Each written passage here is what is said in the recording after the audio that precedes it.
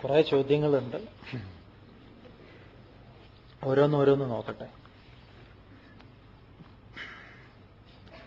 എല്ലാം ഈശ്വരൻ കാണുന്നുണ്ട് എന്ന് കരുതി നിഷ്ക്രിയരായി ഇരുന്നതല്ലേ ഹിന്ദുധർമ്മത്തിനു മേൽ ഇത്രയേറെ ആക്രമണങ്ങൾ ഉണ്ടായത്? ധർമ്മം നശിപ്പിക്കാൻ ശ്രമിക്കുമ്പോൾ അതിനെതിരെ പ്രതികരിക്കുകയല്ലേ വേണ്ടത്?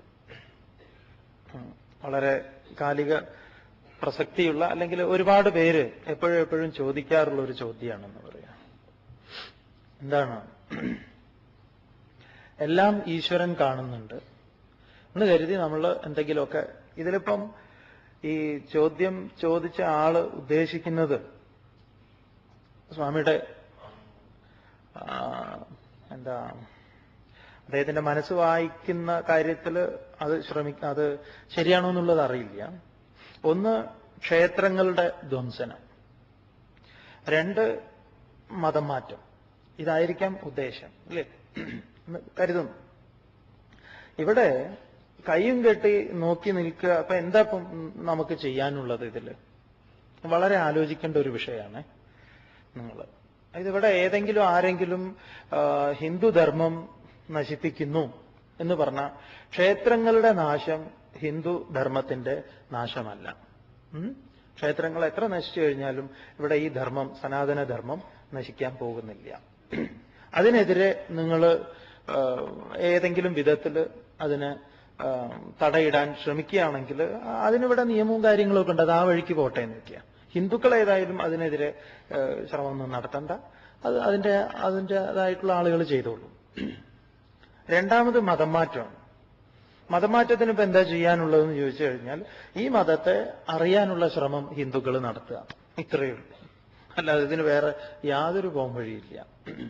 അതുകൊണ്ടാണ് വിവേകാനന്ദ സ്വാമികൾ, നമുക്ക് എപ്പോഴും ഓർമ്മ വരുന്നത് വിവേകാനന്ദ സ്വാമികൾ പറയുന്നത്. സ്വാമിജിയോട് പോയിട്ട് ചെറുപ്പക്കാരൻ പറയുന്നുണ്ട്, സ്വാമിജി നമുക്ക് എന്ത് വേണം? ആളുകളെ നന്നാക്കണം എന്ന് പറയാം, ലോകം നന്നാക്കണം. അപ്പൊ സ്വാമിജി പറഞ്ഞത്, നീ നന്നാവൂ, എന്നാൽ ലോകത്ത് ഒരു വിഡ്ഢിയുടെ എണ്ണം കുറഞ്ഞു. ആദ്യം സനാതന ധർമ്മത്തിന്റെ വിശിഷ്ടമായ മൂല്യങ്ങൾ എന്തൊക്കെയാണോ ഋഷി പറഞ്ഞിട്ടുള്ളത് അത് നാം ഉൾക്കൊള്ളാൻ ശ്രമിക്കുക എന്ന് പറയാം. ഇതാണ് വേണ്ടത്. അല്ലാതെ ഇതിനെതിരെ പൊതുയോഗം സംഘടിപ്പിച്ചിട്ടോ അല്ലെങ്കിൽ മറ്റ് ധർണ നടത്തിയിട്ടോ സമരം നടത്തിയിട്ടോ ഒന്നും ഒരു കാര്യവുമില്ല. അതുകൊണ്ട് ഈ ധർമ്മം സ്വായത്തമാക്കുക, ശാസ്ത്രം ശ്രവിക്കുക, അതിനെ ഉൾക്കൊള്ളുക, ഇതൊക്കെ ഈ വിഷയത്തിൽ ഉള്ളൂ. ഏതെങ്കിലും കെട്ടിടങ്ങളുടെ സംരക്ഷണമല്ല ഹിന്ദുധർമ്മത്തിന്റെ സംരക്ഷണം. അത് ഒരുവൻ ശ്രവിച്ച് മനനം ചെയ്ത് അതിനെ തന്റെ ജീവിതത്തിൽ അനുഷ്ഠാനത്തിൽ കൊണ്ടുവരുന്നതാണ് ഹിന്ദുധർമ്മം. അത് മറ്റ് മതങ്ങളെ പോലെയല്ല. ഇത് ഒരു ജീവിതചര്യയാണ് എന്ന് പറയാം. അതുകൊണ്ട് മഹാത്മജി പറയുന്നുണ്ട്, ഇവിടെ ഈ ലോകത്തിൽ ഒരു ക്ഷേത്രങ്ങളും നിലനിന്നിട്ടില്ലെങ്കിൽ എല്ലാ ക്ഷേത്രങ്ങളും നശിക്കട്ടെ എന്ന് പറയാം. നശിച്ചു പോട്ടെ. എല്ലാ ഗ്രന്ഥങ്ങളും ഇവിടെ നിന്ന് നശിച്ചു പോയി കഴിഞ്ഞാലും മഹാത്മജി പറയുന്നു, ഈശാവാസ്യമിതം സർവം എന്നൊരു അരമന്ത്രം മതി ഈ സനാതന ധർമ്മം എന്തെന്ന് ലോകമറിയാൻ എന്ന് പറയാം. ഒരമന്ത്രം. സനാതനധർമ്മം അല്ലെങ്കിൽ ഹിന്ദുധർമ്മം നിലനിൽക്കുന്നത് മനുഷ്യ മനസ്സിലായിരിക്കണം എന്ന് പറയാം. അങ്ങനെയാണ് അത് കൈമാറ്റം ചെയ്യപ്പെടുന്നത്. അതുകൊണ്ട് അതിന്റെ സംരക്ഷകരായിട്ട് ആരെങ്കിലും ഇറങ്ങി തിരിച്ചു കഴിഞ്ഞാൽ അതിന്റെ ഒന്നും ആവശ്യമില്ലാത്തതാണ്. ഇതിനെ സംരക്ഷിക്കുന്നത് ഈ പറഞ്ഞിട്ടുള്ള ആളുകളൊന്നുമല്ല. ഈ ലോകത്ത് ധർമ്മം ആചരിച്ച് ജീവിക്കുന്ന മനുഷ്യന്മാർക്ക് പല ദുഃഖങ്ങളും ക്ലേശങ്ങളും അനുഭവിക്കേണ്ടി വരുന്നു. എന്നാൽ അധർമ്മികൾ വളരെ സുഖമായിട്ട് കഴിയണു. ഈ ജന്മത്തിൽ തന്നെ കിട്ടിക്കൊള്ളണമെന്നില്ല എന്നാണെങ്കിൽ സാധാരണക്കാരായ മനുഷ്യർക്ക് ധർമാചരണത്തിന് പ്രേരണയായി ഭവിക്കുന്നത് എന്താണ്? ഒരു ഭക്ത ശ്രദ്ധിക്കൂ. അതെ, ഇതിപ്പോ ഈ ഭക്തൻ വേറൊരാളുടെ കാര്യമാണ് ചോദിച്ചത്. ഇയാൾ മാറി നിന്ന് കാണുക. എന്താ ഇയാൾ കാണുന്നത്? ധർമ്മം ആചരിക്കുന്ന മനുഷ്യന്മാർക്ക് കഷ്ടപ്പാട്. ആര് പറഞ്ഞു? അപ്പൊ ഈ ധർമ്മം ആചരിക്കുന്ന ഒരാൾക്ക് കഷ്ടപ്പാടുള്ളതായിട്ട് ഇയാൾ കാണുന്നത് ചിലപ്പം 4 നേരം അമ്പലത്തിൽ പോകുന്ന ഒരാൾക്ക്, അല്ലെങ്കിൽ ഇയാളെ സംബന്ധിച്ച് ധർമ്മത്തിനൊരു നിർവചനമുണ്ട്. ഇത് എഴുതിയ ആളെ സംബന്ധിച്ച് ആരാന്നൊന്നും സ്വാമിക്ക് അറിയില്ല. ആരും ആവട്ടെ. അയാൾ കാണുന്നു, ഇപ്പൊ എന്റെ അച്ഛൻ വളരെ ധർമ്മ ആചരിച്ച ആളാണ് എന്ന് അദ്ദേഹം പറയുന്നു. അപ്പൊ എങ്ങനെയാ നമുക്കറിയുന്നത്? ഇല്ലല്ലോ. എന്നാൽ കാട്ടുകള്ളന്മാരെന്ന് പറയുന്നവർ സുഖമായിട്ട് കഴിയുന്നു. ആര് പറഞ്ഞു? എന്താണ് സുഖത്തിന്റെ ലക്ഷണം എന്താണ്? ശാന്തിയുടെ ലക്ഷണം. ഒരാൾക്ക് നമ്മൾ പറയുന്നു അധർമ്മം ആചരിക്കുന്ന ആളാണ്, അദ്ദേഹത്തിന് 2 കാറുണ്ട്. അദ്ദേഹത്തിന് ഒരു സ്വന്തം കാറ്, ഭാര്യയ്ക്ക് ഒരു കാറ്, പിന്നെ കുട്ടികളൊക്കെ തോന്നിയതുപോലെ കാശ് ചെലവഴിക്കുന്നു. അവരങ്ങനെ വലിയ വീട്, അവിടെ വീട് വാടകയ്ക്ക് കൊടുത്തിട്ടുണ്ട്, ഇവിടെ അതുണ്ട് ഇതുണ്ട്. ഇങ്ങനെയുള്ള കുറെ ഭൗതികമായിട്ടുള്ള സാമഗ്രികൾ വെച്ചുകൊണ്ടിരിക്കുന്നതാണോ സുഖത്തിന്റെ ലക്ഷണം? അങ്ങനെയാണോ നിങ്ങൾ പറയുന്നത്? എന്താണ് ശാന്തിയുടെ അല്ലെങ്കിൽ സമാധാനത്തിന്റെ അധിഷ്ഠാനം? അതുകൊണ്ട് ഈ തരത്തിലുള്ള ഇതൊക്കെ നമ്മൾ പുറത്തേക്ക് നോക്കിക്കൊണ്ടിരിക്കുക. ധർമ്മം ആചരിക്കുന്നവനെ സംബന്ധിച്ച് അവന് യാതൊരു വിധത്തിലുള്ള ക്ലേശവും ഉണ്ടാകാൻ വഴിയില്ല. അതിനൊരു മാറ്റവും എന്ന് പറയാം. ഇനി ധർമ്മം ആചരിക്കുന്നത് ഭൗതികമായ എന്തെങ്കിലും വന്നു ചേരും എന്ന് കരുതിയിട്ടാണെങ്കിൽ അവിടെ വേറെ പല കുഴപ്പങ്ങളും ഉണ്ട്. ധർമ്മം ആചരിക്കുന്നവന് അങ്ങനെയൊന്നും കിട്ടിക്കൊള്ളണമെന്നോ, അല്ലെങ്കിൽ അത് അദ്ദേഹത്തെ സംബന്ധിക്കുന്നതാ. നിങ്ങൾ പറയൂ, നിങ്ങൾക്ക് എഴുതാൻ പറ്റണം, ഞാനിതാ ഇത്ര വയസ്സായി, ഞാൻ ഇതുവരെ ധർമ്മത്തിന്റെ മാർഗത്തിലാണ് പോയിക്കൊണ്ടിരിക്കുന്നത്, ഇതാ എനിക്ക് ഫലം എന്നതൊക്കെയാണ് എന്നൊരാൾ പറയുമ്പോഴും അദ്ദേഹത്തിനും എന്തോ കുഴപ്പങ്ങളുണ്ട് എന്നാ. ധർമ്മത്തെ മനസ്സിലാക്കിയതിൽ കുഴപ്പമുണ്ട്. സാക്ഷാൽ ഭഗവാൻ എന്ന് വിശേഷിപ്പിക്കുന്ന ഒരാള് ഒരമ്മയുടെ ഉദരത്തിലേക്ക് ജനിക്കാൻ പോകുമ്പോഴേക്കും അവർക്ക് കഷ്ടപ്പാടാണ്, അല്ലേ?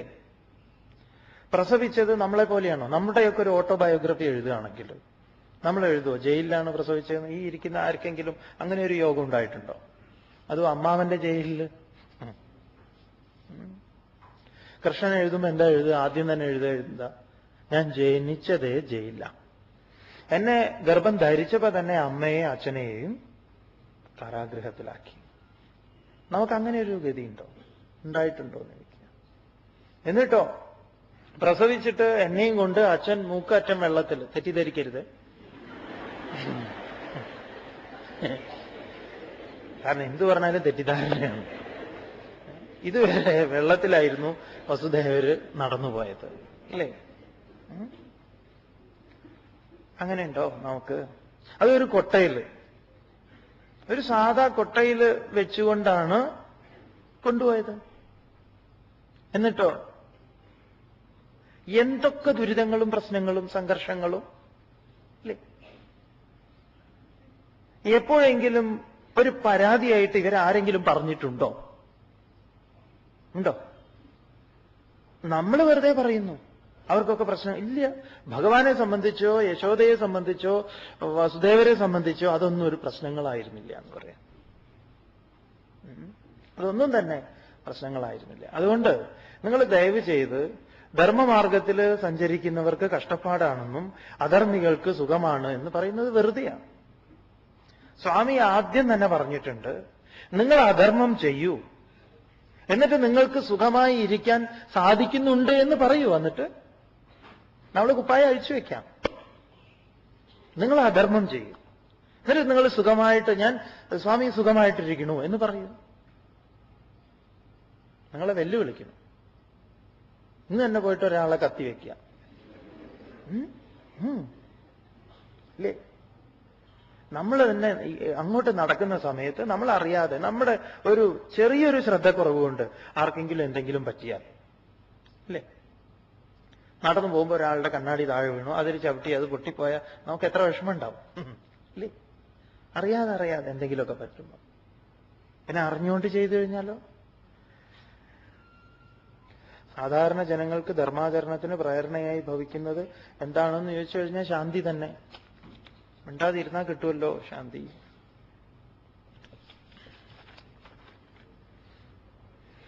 സങ്കല്പങ്ങളെ കുറിച്ചാണ് നിങ്ങളിങ്ങനെ ആലോചിക്കുന്നുണ്ടാവും, എന്താ ഈ എഴുത്തുകളൊക്കെ? എന്താണ് സങ്കല്പങ്ങൾ? സങ്കല്പങ്ങൾക്ക് പറയുന്നു, എന്താ ഇവിടെ ചോദിച്ചിരിക്കുന്നത്? സങ്കല്പങ്ങൾ ശക്തിയുള്ളതാണ്. അതെ, അതായത് നമ്മൾ ഇവിടെ പറഞ്ഞിട്ടുള്ള ഒരു ഉദാഹരണത്തെ ഇവിടെ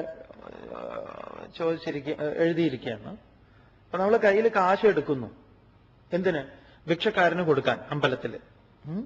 അപ്പൊ നമ്മൾ സങ്കല്പിക്കുകയാണ്. നമ്മുടെ സങ്കല്പം ശക്തിയാണ്, ശക്തിയുള്ളത് തന്നെയാണ്. അതുകൊണ്ടാണ് പറഞ്ഞത് ശബരിമലയിലും മറ്റും ഇത്രയും ബിൽഡിങ്ങുകളൊക്കെ വന്നത് നമ്മുടെ സങ്കല്പത്തിന്റെ ശക്തിയാണ്. നമ്മുടെ ആവശ്യങ്ങൾ നമ്മളിങ്ങനെ പലതും ആലോചിച്ചുകൊണ്ടിരിക്കുന്നു പലരും. ആ സങ്കല്പത്തിൽ നിന്നാണ് ഓരോ കണ്ടുപിടുത്തങ്ങൾ തന്നെ ഉണ്ടാവുന്നത്. ഇപ്പൊ പണ്ട് ഫോൺ ഒരു സ്ഥലത്ത് കൃത്യമായി ഫോണില്ലായിരുന്നു. വളരെ ദൂരെയുള്ളവരുമായിട്ട് എങ്ങനെ സംസാരിക്കും എന്നാലോചിച്ചു. അങ്ങനെ അതിൽ നിന്ന്, ആ സങ്കല്പത്തിൽ നിന്ന് ശക്തി പൂണ്ടതാണ് ആ കണ്ടെത്തൽ. പിന്നെ അതൊരു സ്ഥലത്ത് ബന്ധിതമായി. ഫോൺ ഇരിക്കുന്ന ഒരു സ്ഥലം, ഇതെപ്പോഴും പോയി അവിടെ എടുക്കണം എന്നായി. അപ്പൊ പിന്നെ അതിന്റെ കേബിളിന് കുറച്ചുകൂടെ നീളം കൂട്ടി, അതിങ്ങനെ ചുരുട്ടി ചുരുട്ടി കണ്ടിട്ടുണ്ടോ നിങ്ങൾ? ആദ്യകാലത്ത് അതില്ലായിരുന്നു. അപ്പൊ അത് കുറച്ച് നീളത്തിൽ വെക്കും, അന്ന് ഇവിടുന്ന് ഇവിടെ വരെ വെക്കാം. പിന്നെ അത് നീണ്ടു വന്നു. പിന്നീട് അതെന്തായി? കോഡ്ലെസ് ആയി. അത് വീട്ടിന്റെ പരിസരത്തൊക്കെ ആകാമെന്നായി. പിന്നെ അത് ദൂരമായിട്ട് ഇപ്പൊ എന്തായി? അത് അല്ലേ യജ്ഞശാലയിൽ വരെയായി അല്ലേ? ആയല്ലോ. ഇതൊക്കെ സങ്കല്പങ്ങളാ. ഇനി അതിൽ പലതും കൂടുന്നു. ഒരാളുടെ നമ്പർ സേവ് ചെയ്യാം, ആ ആളുടെ പേര് വരും, അങ്ങനെ പല പല പല പല. പിന്നെ അതിൽ ക്യാമറ വന്നു, ഇങ്ങനെ പോകുന്നു. ഇതൊക്കെ എന്താണ്? നമ്മുടെ ആവശ്യങ്ങള് ഇതിങ്ങനെ സൂക്ഷ്മ രൂപത്തിൽ അടിഞ്ഞുകൂടുന്നത് സ്ഥൂല രൂപം പ്രാപിക്കുന്നതാണ്. ഇത് ശക്തിയുള്ളത് തന്നെ. അപ്പൊ എല്ലാ സങ്കല്പങ്ങളും യാഥാർത്ഥ്യമാകാത്തതും ചിലത് മാത്രം യാഥാർത്ഥ്യമാകുന്നതും എന്തുകൊണ്ടാണ്? ഇവിടെ ചെറിയൊരു മിസ്റ്റേക്ക് പറ്റിയിട്ടുണ്ട് ഈ എഴുതിയതിൽ. സങ്കല്പങ്ങൾ വേറെ, ആഗ്രഹങ്ങൾ വേറെ. ആഗ്രഹത്തെ ഇവിടെ സങ്കല്പമായിട്ട് കരുതിയതാണ്, ഇത് വേറെ എന്ന് പറയാം. സങ്കല്പത്തിലൂടെ നമുക്ക് മറ്റുള്ളവരുടെ വികാര വിചാരങ്ങളെ സ്വാധീനിക്കാനാകുമോ? തീർച്ചയായിട്ടും സാധിക്കുന്ന. അങ്ങനെയാണല്ലോ പ്രേമം സംഭവിക്കുന്നതെന്ന് സ്വാമി പറഞ്ഞത് അല്ലേ? അങ്ങനെ ഇരുന്നിങ്ങനെ നോക്കുമ്പോ നമ്മുടെ ചിന്തകളെ മറ്റുള്ളവർക്ക് സ്വാധീനിക്കാൻ സാധിക്കുമോ? തീർച്ചയായിട്ടും സാധിക്കും.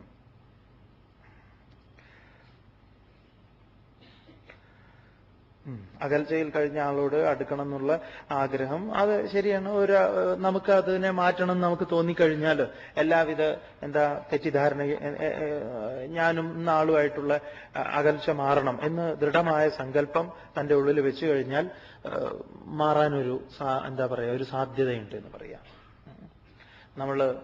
ഇപ്പോ നമ്മുടെ രണ്ട് രാജ്യങ്ങൾ, ഇപ്പം ഇന്ത്യ പാകിസ്ഥാൻ, ഇവിടെയുള്ള നമ്മുടെ സങ്കല്പം കുറേയും കൂടെ ശക്തിയുള്ളതായി കഴിഞ്ഞാൽ നമ്മുടെ ഐക്യം വളരെ എളുപ്പം സംഭവിക്കുന്ന. ഇവിടെ ഉള്ളവർക്കും എല്ലാവർക്കും തന്നെ വേണം അത്.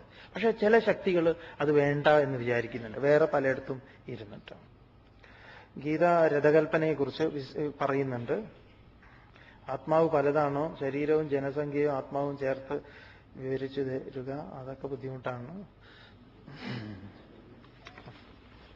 ഈ ജനസംഖ്യ ആത്മാവുമായിട്ട് എങ്ങനെയപ്പം സ്വാമിക്ക് ഒന്നാമത് അറിയില്ല ജനസംഖ്യ കാര്യങ്ങൾ. ചിലതൊക്കെ വരാൻ പോകുന്നുണ്ട്, അതിനെക്കുറിച്ച് പറയാം. ഇത് ഇവിടുന്ന് നോക്കേണ്ടി വന്നത് നമുക്കവിടെ സമയം കിട്ടാത്തതുകൊണ്ടാ.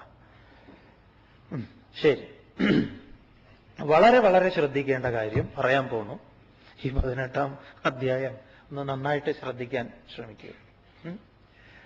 ചില ഇതൊന്നും സ്വാമി മനഃപൂർവ്വം ഒഴിവാക്കിയിട്ടുണ്ട്. പറയേണ്ട സമയത്ത് പറയാം, പറയേണ്ടാത്തത് പറയുന്നില്ല എന്ന് പറയാം. കാരണം ആവർത്തിച്ച് പറഞ്ഞിട്ടുള്ളതാ. ചിലപ്പോൾ പുതിയതായിട്ടുള്ള ശ്രോതാക്കളാവാം, എന്തോ ആവട്ടെ. ഇനി നമ്മൾ 18-ാം അധ്യായത്തിൽ ഇവിടെ ഭഗവാൻ പറഞ്ഞിട്ടുള്ള ഈ ഒരു ആശയം വളരെ ശ്രദ്ധയോടുകൂടി മനസ്സിലാക്കുക. ഗീതയുടെ കാതലായിട്ടുള്ള കാര്യങ്ങളാണ് പറയാൻ പോകുന്നത്. എന്താണ് ഭഗവാൻ പറഞ്ഞിട്ടുള്ളത്? പഞ്ചൈതാനി മഹാബാഹോ കാരണാനി നിബോധമേ സാഖ്യേ കൃതാന്തേ പ്രോക്താനി സിദ്ധയേ സർവകർമ്മണാം. വീണ്ടും ഭഗവാൻ കർമ്മത്തിന്റെ എല്ലാവിധത്തിലുള്ള കാര്യങ്ങളെയും അർജുനന്റെ മുൻപിൽ വീണ്ടും അവതരിപ്പിക്കുന്നു. പറയണു, പഞ്ച ഏതാനി മഹാബാഹോ കാരണാനി നിബോധമേ സാഖ്യേ കൃതാന്തേ പ്രോക്താനി സിദ്ധയേ സർവകർമ്മണാം. ഹേ മഹാബാഹോ, അല്ലയോ വലിയ സാധ്യതകളൊക്കെ ഉള്ള വലിയ വലിയ കാര്യങ്ങളൊക്കെ ചെയ്യാൻ പോകുന്ന അല്ലയോ അർജുന, സർവകർമ്മണാം എല്ലാ കർമ്മങ്ങളുടെയും ഒന്നൊഴിയാതെ, സർവകർമ്മണാം. സർവകർമ്മണാം എന്ന് പറയുമ്പം നമ്മുടെ നിഘണ്ടുവിലും പിന്നെ ഒന്നും ഉണ്ടാവരുത് ബാക്കി. എല്ലാം തന്നെ ഒന്നൊഴിയാതെ സിദ്ധയെ, സിദ്ധിക്ക് കൃതാന്തേ. കൃതാന്തേ എന്ന് പറഞ്ഞാൽ കർമ്മവാസനാമയമായ, അല്ലെങ്കിൽ അതെ സാങ്ക്യേ. സാങ്ക്യ എന്ന് പറഞ്ഞാൽ നമ്മുടെ നേരത്തെ പറഞ്ഞല്ലോ, സാങ്ക്യശാസ്ത്രത്തില്, ഈ വേദാന്ത ശാസ്ത്രത്തില് പ്രോക്താനി പറയപ്പെട്ടിട്ടുണ്ട്. എന്തൊക്കെയാണ് പറഞ്ഞിട്ടുള്ളത്? ഇമാനി പഞ്ചകരണാനി, 5 കരണങ്ങളെ മേ എന്നിൽ നിന്ന് നിബോധ, വേഗത്തില് നിബോധ അറിഞ്ഞുകൊള്ളുക. അല്ലെങ്കിൽ ഇവർക്ക് ഇങ്ങനെ ബുദ്ധിമുട്ടുണ്ടാവും. ഇത് വളരെ പ്രധാനപ്പെട്ട ഒരു ഭാഗമാണ്. ശ്രദ്ധിക്കും. നിങ്ങൾ നിങ്ങളുടെ ജോലി ചെയ്യൂ, സ്വാമിയുടെ ഇത് ചെയ്യാം, ശ്രദ്ധിക്കുക എന്ന് പറയാം. അപ്പൊ ഭഗവാൻ പറയുന്നു, എന്താ പറയുന്നത്? അല്ലയോ അർജുന, വേദാന്ത ശാസ്ത്രത്തില് കർമ്മസംബന്ധമായിട്ടുള്ള കാര്യങ്ങളിൽ 5 പറയുന്നു. എന്താണ്? പഞ്ചകരണാനി, 5 കരണങ്ങളെ അല്ലെങ്കിൽ 5 കാരണങ്ങളെ കുറിച്ച് എന്നിൽ നിന്ന് നീ കേട്ടാലും നിബോധ അറിഞ്ഞുകൊള്ളൂ. ഞാൻ നിനക്ക് ഒന്നുകൂടെ സംഗ്രഹിച്ച് പറഞ്ഞുതരാം. ഇതൊക്കെ കേൾക്കുമ്പം കർമ്മസംബന്ധമായിട്ടുള്ള എല്ലാ സംശയങ്ങളും അങ്ങോട്ട് തീരണം. കാരണം ഇതിന്റെ മാസ്റ്ററാണ് പറയുന്നത്. എല്ലാ ചലനങ്ങൾക്കും അധിഷ്ഠാനമായിട്ടുള്ള ആ വസ്തുവാണ്, ആ ബോധമാണ് അർജുനന് ഒരു സുഹൃത്ത് എന്ന ഭാവത്തില് അല്ലെങ്കിൽ ഗുരു എന്ന ഭാവത്തിൽ ഉപദേശിക്കുന്നത് എന്ന് പറയാം. പിന്നെ വേറൊരിടത്തുനിന്ന് ഇനി കിട്ടാനില്ല. അതായത് പണ്ട് ഈ ഒരു പ്രിന്റിംഗ് മെഷീൻ, വലിയൊരു പുതിയ പല സവിശേഷതകളുള്ള ഒരു മെഷീൻ ഈ ജപ്പാൻകാര് അമേരിക്കയിലേക്ക് അയച്ചു. അവരുടെ പുതിയൊരു സാധനമായിരുന്നു. അപ്പൊ അതവിടെ സ്ഥാപിക്കാൻ, ഇൻസ്റ്റാൾ ചെയ്യാൻ അവർക്ക് ബുദ്ധിമുട്ടായി, ഈ അമേരിക്കക്കാർക്ക്. അപ്പൊ അവര് ഈ കമ്പനിയിലേക്ക് ഒരു ഫാക്സ് കൊടുത്തു, നിങ്ങളുടെ നല്ലൊരു വിദഗ്ധനെ അങ്ങോട്ടേക്ക് അയക്കണം, എന്നിട്ട് ഇത് ഒന്ന് സ്ഥാപിച്ചു തരണമെന്ന്. അപ്പൊ ഇവിടുന്ന് ഒരാൾ പോയി, ജപ്പാനിൽ നിന്ന് അമേരിക്കയ്ക്ക് പോയി. അപ്പം അയാളെ കണ്ടപ്പോ തന്നെ ഇവര് ആ മിഷൻ തൊടാൻ സമ്മതിച്ചില്ല. കാരണം ഒരു ചെറിയ പയ്യൻ, അവര് തൊടാൻ പോലും സമ്മതിച്ചില്ല. തൊടണ്ടെന്ന് പറഞ്ഞു. കാരണം അത്രയും വില പിടിച്ച സാധനമാണ്. അപ്പൊ അവര് തിരിച്ച് കമ്പനിക്ക് നല്ലൊരു എഴുത്തങ്ങോട്ട് എഴുതി ഫാക്സ് ചെയ്തു. ഈ അമേരിക്കക്കാര് ജപ്പാൻകാർക്ക്, നിങ്ങൾ എന്താണ് ഒരു ഉത്തരവാദിത്വം ഇല്ലാതെ ഇങ്ങനെ പെരുമാറുന്നത്? ഞങ്ങൾ ആവശ്യപ്പെട്ടില്ലേ നിങ്ങളോടൊരു വളരെ എക്സ്പേർട്ട് ആയിട്ടുള്ള ഒരാളെയാണ് ആവശ്യപ്പെട്ടത്. അപ്പൊ നിങ്ങളൊരു പ്രായപൂർത്തി പോലും ആകാത്ത ഒരു പയ്യനെയാണല്ലോ ഇങ്ങോട്ടേക്ക് അയച്ചത്. അപ്പൊ അവര് പറഞ്ഞു, അവനാണ് ഇത് കണ്ടുപിടിച്ചത്. ഇത് കണ്ടുപിടിച്ച ആളാണ് പറയാൻ പോണത്.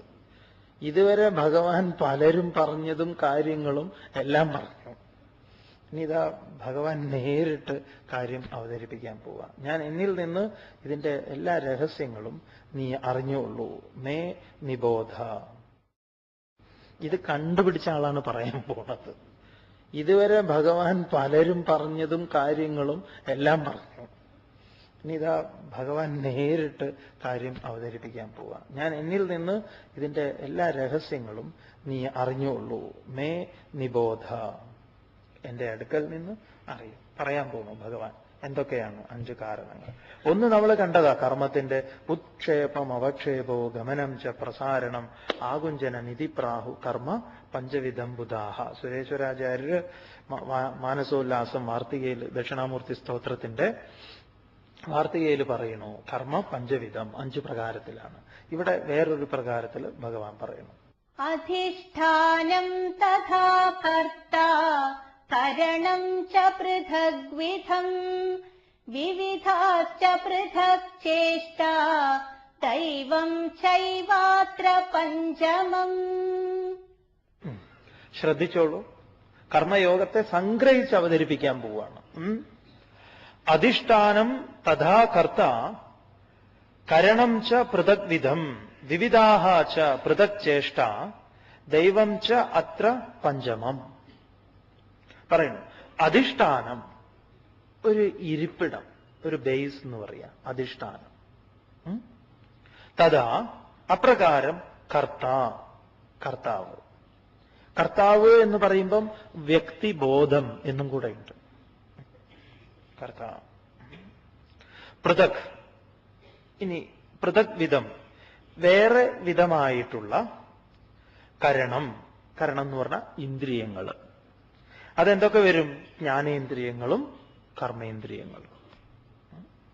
എന്തൊക്കെയായി? അധിഷ്ഠാനം എന്ന് പറഞ്ഞാൽ അതിന്റെ ഇരിപ്പിടം. അതുപോലെ തന്നെ കർത്താവ് എന്ന് പറയുമ്പോൾ വ്യക്തി ബോധം.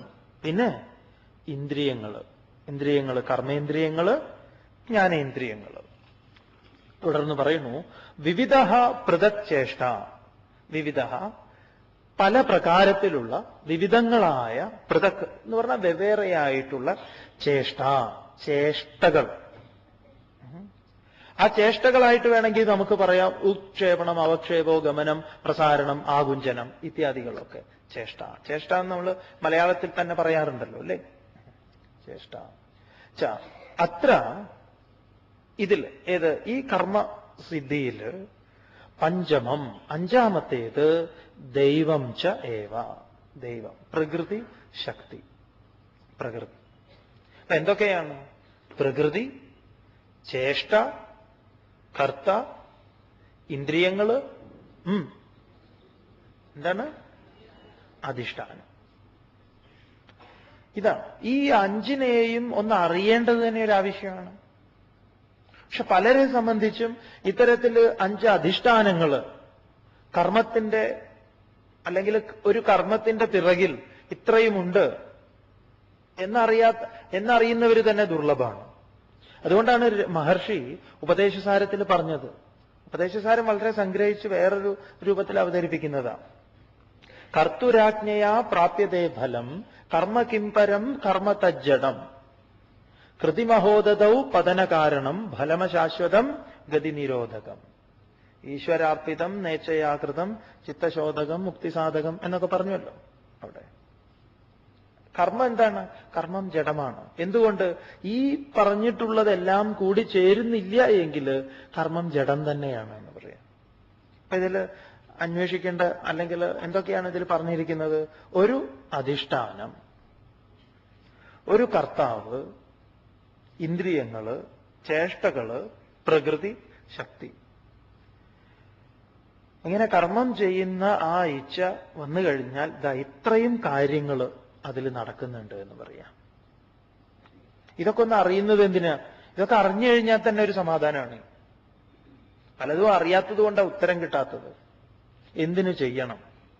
അപ്പൊ ഇത്രയും കാര്യങ്ങൾ ഒരു കർമ്മത്തിന്റെ പിറകിലുണ്ട് എന്നറിയുമ്പം നമ്മുടെ കർമ്മത്തിന് കുറേയും കൂടെ ഒരു പൂർണ്ണത ഉണ്ടാവും എന്ന് പറയാം. ഇതുവരെയുള്ള കർമ്മങ്ങൾക്കൊന്നും ഒരു ഒരു പൂർണ്ണതയിലേക്ക് കൊണ്ടുപോകുന്നില്ല, അല്ലെങ്കിൽ നമ്മൾ അറിയുന്നില്ല അതിന്റെ ഒരു പൂർണ്ണതയെ. തുടർന്ന് ശരീരവാങ്മനോഭിര്യത് കർമ്മ പ്രാരഭത്തെ നരഃ ന്യായം വാ വിപരീതം വാ പഞ്ചൈതേ തസ്യ ഹേതവഃ.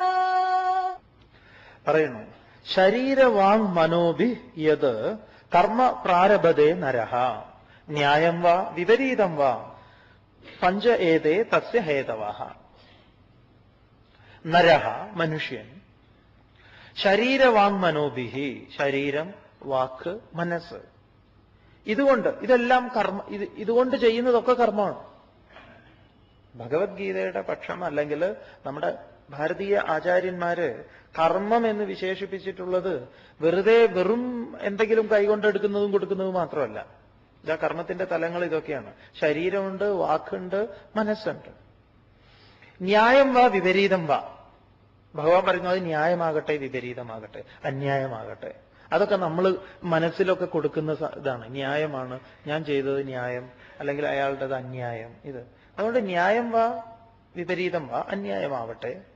യത് കർമ്മ പ്രാരഭത്തെ, യാതൊരു കർമ്മം ആരംഭിക്കുന്നുവോ തുടങ്ങുന്നുവോ തസ്യ ഹേതവഃ, അതിന്റെ കാരണം, ആ കർമ്മത്തിന് ഹേതുവായിട്ട് ഏതേ പഞ്ച, ഈ അഞ്ചാണ്.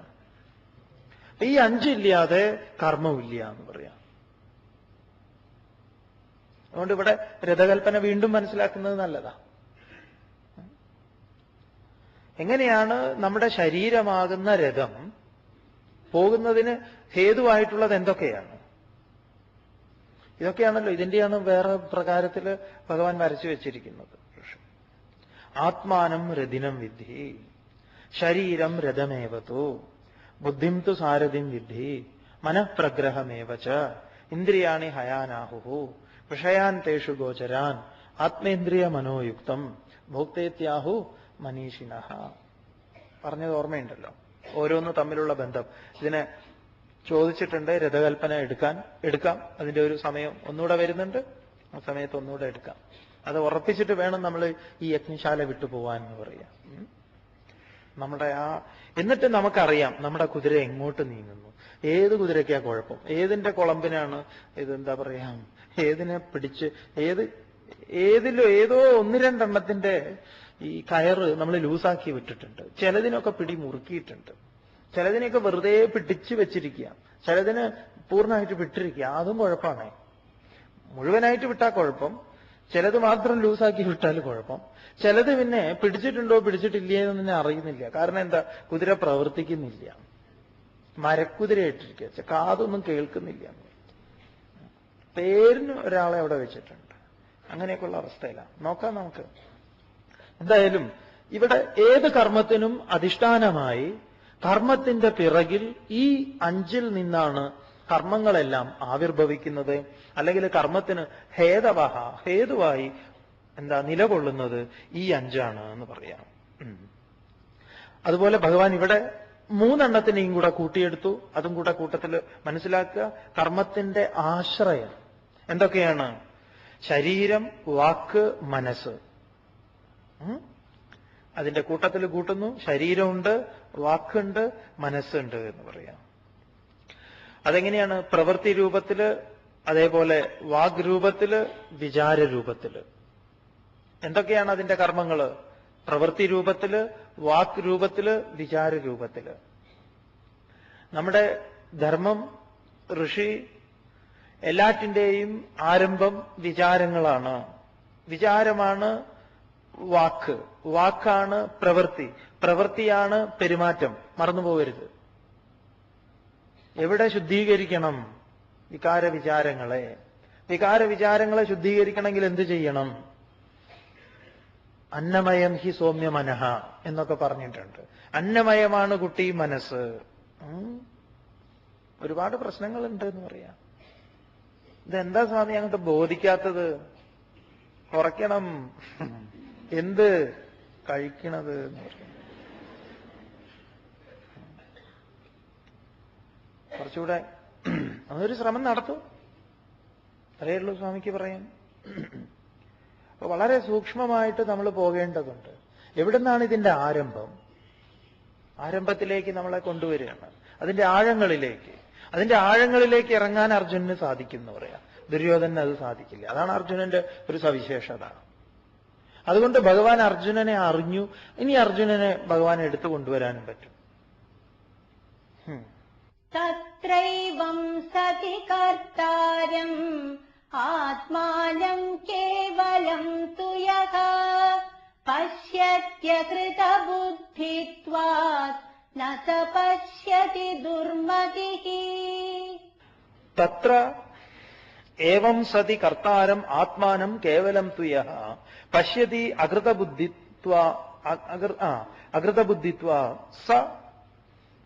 അകൃതബുദ്ധിത്വാത് ന സ പശ്യതി ദുർമതിഃ.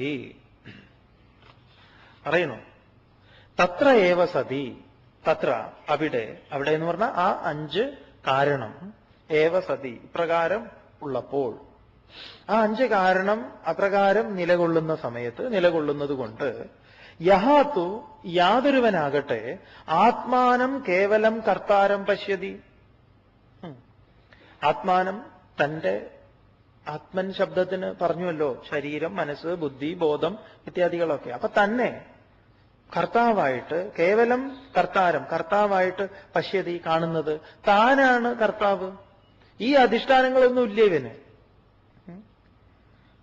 പറയുന്നു സഹ അവൻ അകൃതബുദ്ധിത്വാത് എന്ന് പറഞ്ഞാൽ സംസ്കാരശൂന്യമായ ബുദ്ധി കൊണ്ട്. സംസ്കരണം നടന്നിട്ടില്ല. എന്തുകൊണ്ടെന്നാൽ ശാസ്ത്രശ്രവണം നടന്നിട്ടില്ല. അതുകൊണ്ട് ന പശ്യതി, അവൻ കാണുന്നില്ല എന്ന് പറയാം. എന്ത് കാണുന്നില്ല? ഒന്നും കാണുന്നില്ല. അതുകൊണ്ടാണ് ദുര്യോധനൻ കാണാത്തത്. ദുര്യോധനൻ കാണാത്തത് എന്താ? ഇതാണ്, ഞാൻ കാണുന്നതോ എന്നിൽ ഇതൊക്കെ നീങ്ങിയിട്ടുണ്ട് എന്ന് പറയാം. അതുകൊണ്ട് എനിക്ക് കാണാൻ സാധിക്കും. അപ്പൊ ഈ അതായത് ഒരു ആശ്രമത്തില് ഗുരുകുല വിദ്യാഭ്യാസം കഴിഞ്ഞ് പുറത്തേക്ക് പോകുന്ന ശിഷ്യനോട് ഗുരു പറഞ്ഞു, നീ നിന്റെ അനുഭവങ്ങളൊക്കെ ഞാനുമായിട്ട് പങ്കുവെക്കണം, എന്നോട് പങ്കുവെക്കണം. നീ ഇവിടുന്ന് പോവല്ലേ? അതെ, അവൻ പോവാണെന്ന് പറയാം. ഉഗ്രമായ തപശ്ചര്യയിലേക്ക് മുഴുകാൻ പോവുകയാണെന്ന് ഗുരുവിനോട് പറഞ്ഞു. ഗുരു പറഞ്ഞു, ശരി, നന്നായി വരൂ വത്സ എന്ന് പറഞ്ഞു. ഹിമാലയ സാനുക്കളിലേക്കാണ് അത്ര യാത്ര. അപ്പൊ നീ എഴുതണം, എഴുത്തെഴുതണം. എഴുത്തിലൂടെ നിന്റെ അനുഭവങ്ങൾ എനിക്ക് പങ്കുവെക്കുക എന്ന് പറയും. അപ്പൊ അവൻ പോയി 1 മാസം കഴിഞ്ഞപ്പം ഗുരുവിനൊരു എഴുത്തയച്ചു. ഗുരു, ഞാൻ ബ്രഹ്മമാകുന്നു എന്നുള്ള കാര്യം ഞാനിതാ ഏറെ മനസ്സിലാക്കിക്കൊണ്ടിരിക്കുന്നു എന്ന് പറഞ്ഞു. അപ്പൊ ഗുരു ഇത് വായിച്ചിട്ട് ആകെ നിരാശനായി. പിന്നെ ഒരു 2 മാസം കഴിഞ്ഞപ്പം വീണ്ടും ഒരെഴുത്ത്. സർവത്ര ഞാൻ ബ്രഹ്മം കാണുന്നു എന്ന്. ഗുരു ആ കത്ത് ചുരുട്ടി കൊട്ടയിലേക്ക് എറിയും. ഒരു 3 മാസം കഴിഞ്ഞ് 4 മാസമൊക്കെ കഴിഞ്ഞപ്പോൾ വീണ്ടും ഒരു കത്ത്. വീണ്ടും കത്ത് എന്താണ്? ഞാൻ ബ്രഹ്മമാകുന്നു എന്ന് എനിക്ക് നല്ല ഉറപ്പ് വന്നു തുടങ്ങിയെന്ന്. അപ്പൊ ഗുരു ഒരു കോട്ടുവായിട്ടു.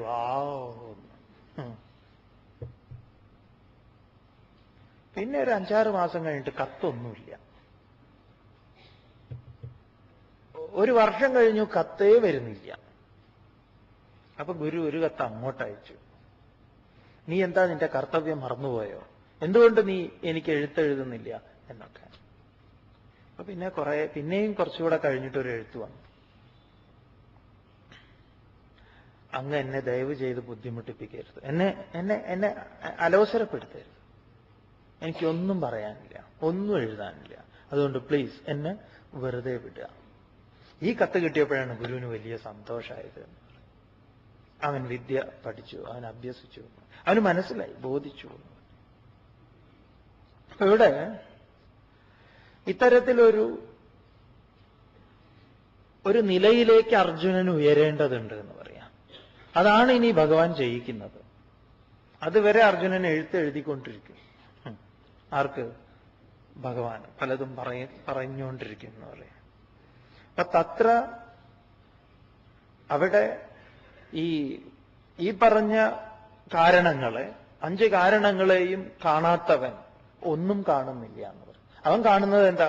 തന്റെ ശേഷി, തന്റെ ശേമുഷി എന്ന് പറയാം, തന്റെ അധികാരം, തന്റെ യശസ്, താൻ നേടിയെടുത്തത്. അതുകൊണ്ട് ഞാൻ പലതും ചെയ്യും, അങ്ങനെ ഞാൻ കർമ്മഫലം അനുഭവിക്കുന്നു പറയാം.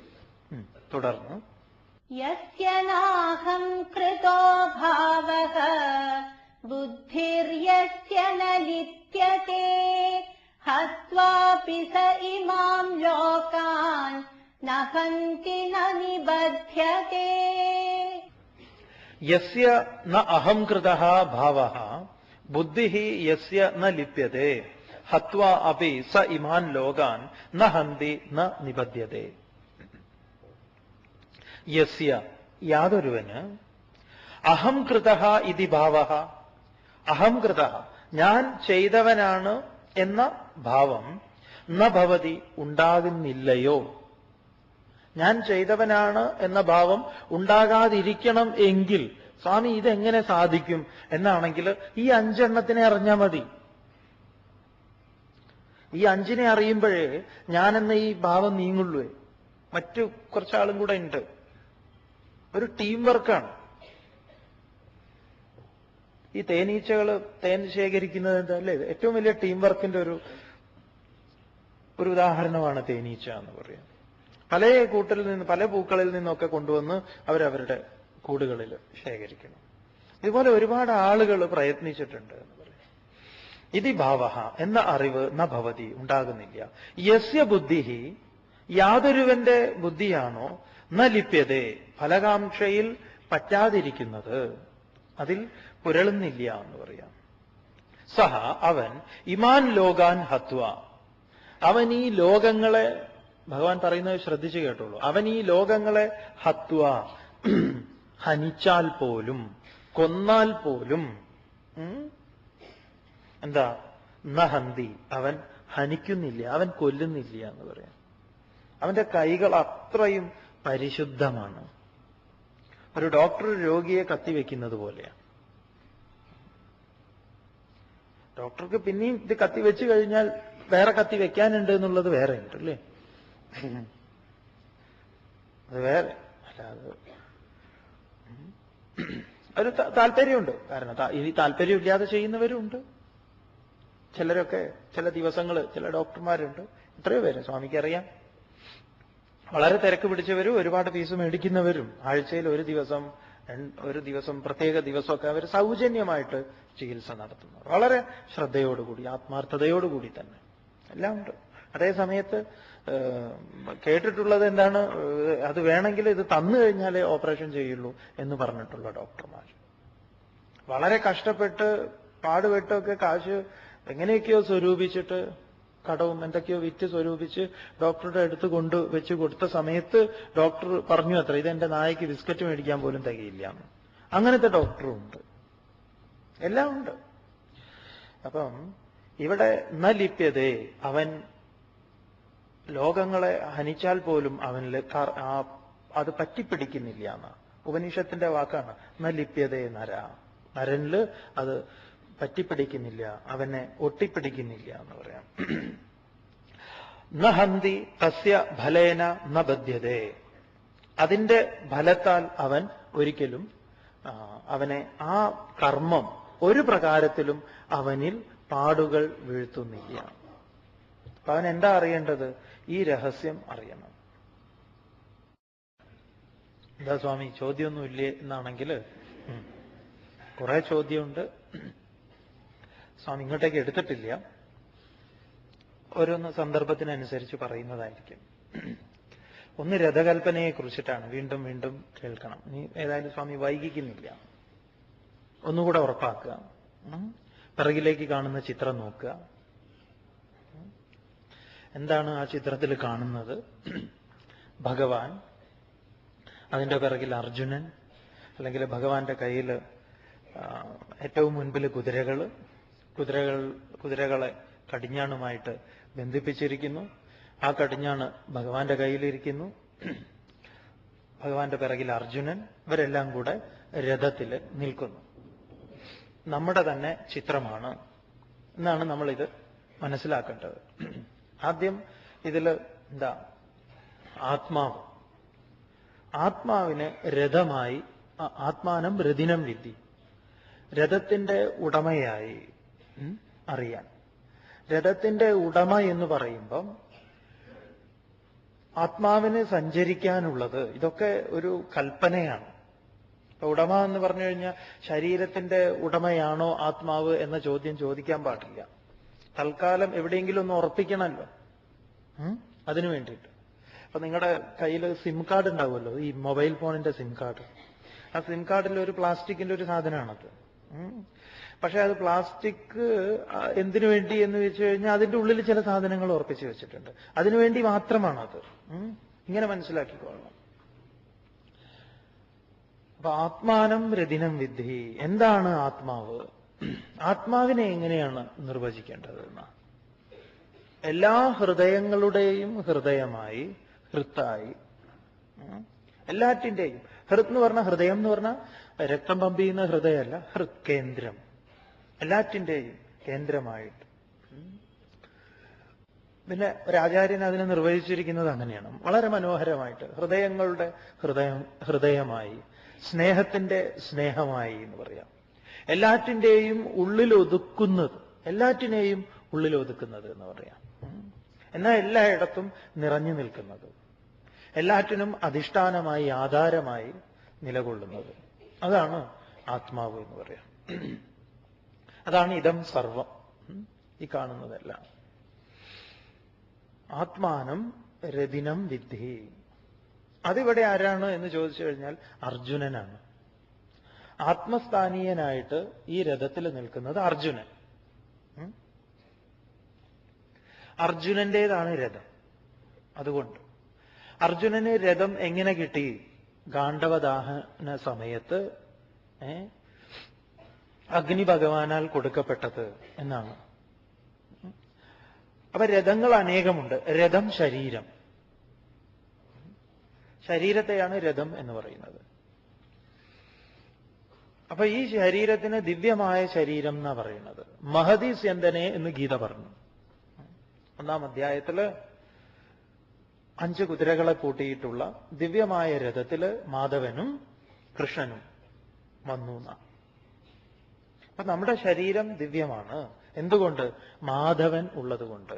മാധവൻ എന്ന് പറഞ്ഞാൽ അറിവ്, അറിവ് ധരിച്ചിരിക്കുന്നത് കൊണ്ട്, അറിവുള്ളത് കൊണ്ട് നാം മറ്റു ഉള്ളവരെക്കാൾ ശ്രേഷ്ഠന്മാരാണ്. ഇത് ഈ ആളുകൾ മനസ്സിലാക്കി വെച്ചിരിക്കുന്നതിൽ പല കുഴപ്പങ്ങളുണ്ട്. ഈ അടുത്ത് സ്വാമി ഒരു TV പ്രോഗ്രാം കാണുകയായിരുന്നു. അപ്പൊ അതില്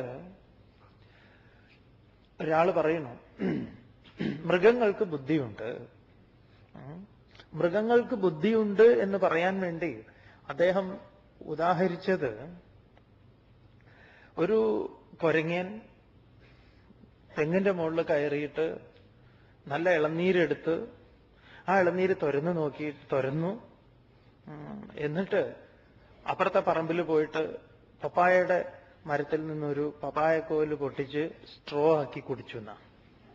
അതൊരു തമാശയ്ക്ക് പറ്റും. പക്ഷെ അതായത് ബുദ്ധി എന്ന് പറയുന്നത് അനുകരണമല്ല. ബുദ്ധി നമ്മൾ സാധാരണ മനസ്സിലാക്കി വെച്ചിരിക്കുന്നത് നാം ചെയ്യുന്നത് മൃഗം ചെയ്യുന്നത് ബുദ്ധിയാണെന്ന്. അത് ബുദ്ധിയില്ലായ്മയുടെ ലക്ഷണം. നമ്മൾ മനസ്സിലാക്കിയതിന്റെ കുഴപ്പമാണ്. അനുകരണം വേറെ, ബുദ്ധി വേറെ. ഏത് ജീവിയെ സംബന്ധിച്ചും അതിന് നിലനിൽക്കാൻ വേണ്ടുന്ന ആഹാരം, അതിന്റെ പാർപ്പിടം, അതിന്റെ വംശവർദ്ധനവിനായിട്ടുള്ള ആ പ്രജനന പ്രക്രിയ, ആഹാരം, നിദ്ര, ഭയം, മൈഥുനം ഇത്യാദി കാര്യങ്ങളൊക്കെ അവർക്ക് നേടാൻ, അവർക്ക് അതിൽ വ്യാപരിക്കാൻ മറ്റൊരാളുടെ ട്രെയിനിങ് ആവശ്യമില്ല. അവർക്കറിയാം. അത് അതിന്റെ പ്രകൃതിയാണ്, പ്രകൃതമാണ്. ബുദ്ധി എന്ന് പറയുമ്പോൾ അത് വേറെ തന്നെയാണ്.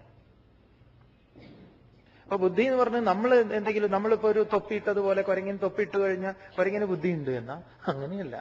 അങ്ങനെ മനസ്സിലാക്കരുത് എന്ന് പറയാ. അനുകരണം വേറെ, ബുദ്ധി വേറെ.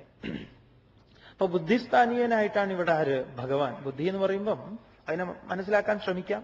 നിങ്ങൾക്ക് മനസ്സിലായിട്ട്, ഇത്ര വരെ ശ്രവണം ചെയ്തവർക്ക് മനസ്സിലായിട്ടുണ്ടാവണം എന്ന് സ്വാമി വിചാരിക്കുന്നു.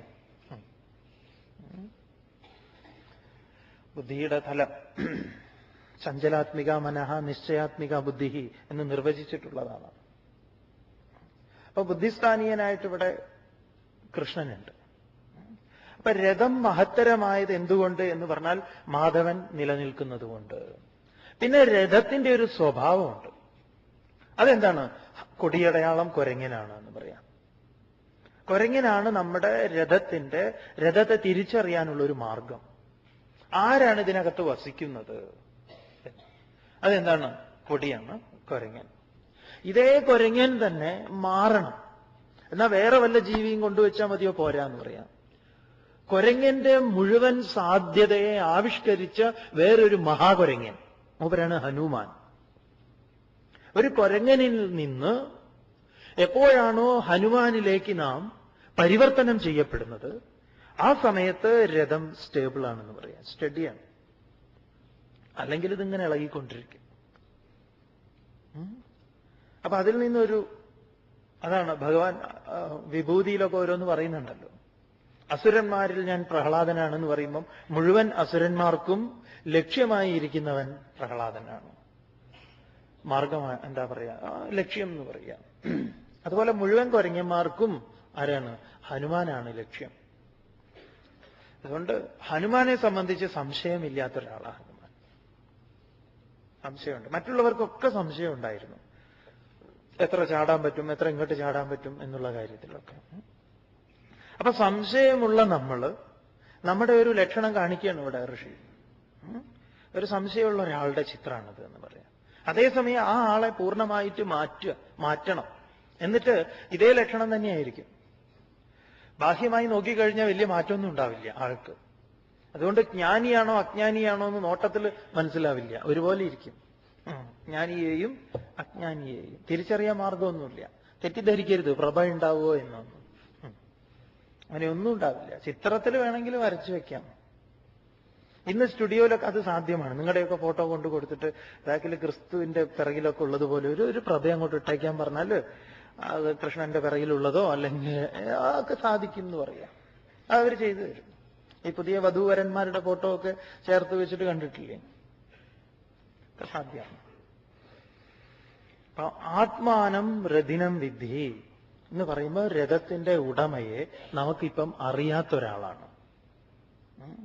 ആരുടേതാണ് ഈ ശരീരം, എന്തിനു വേണ്ടിയിട്ടാണ് ഈ ശരീരം ജാതമായത് ഇത്യാദി കാര്യങ്ങളൊന്നും നമുക്കിപ്പോ തൽക്കാലം അറിയില്ല. അറിയുമെങ്കിൽ നല്ലത്. ശരീരം രഥമേവത്തു, മൊത്തം ശരീരത്തെ രഥമായിട്ട് കൽപ്പിച്ചിരിക്കുന്നു. ശരീരം രഥമേവത്തു.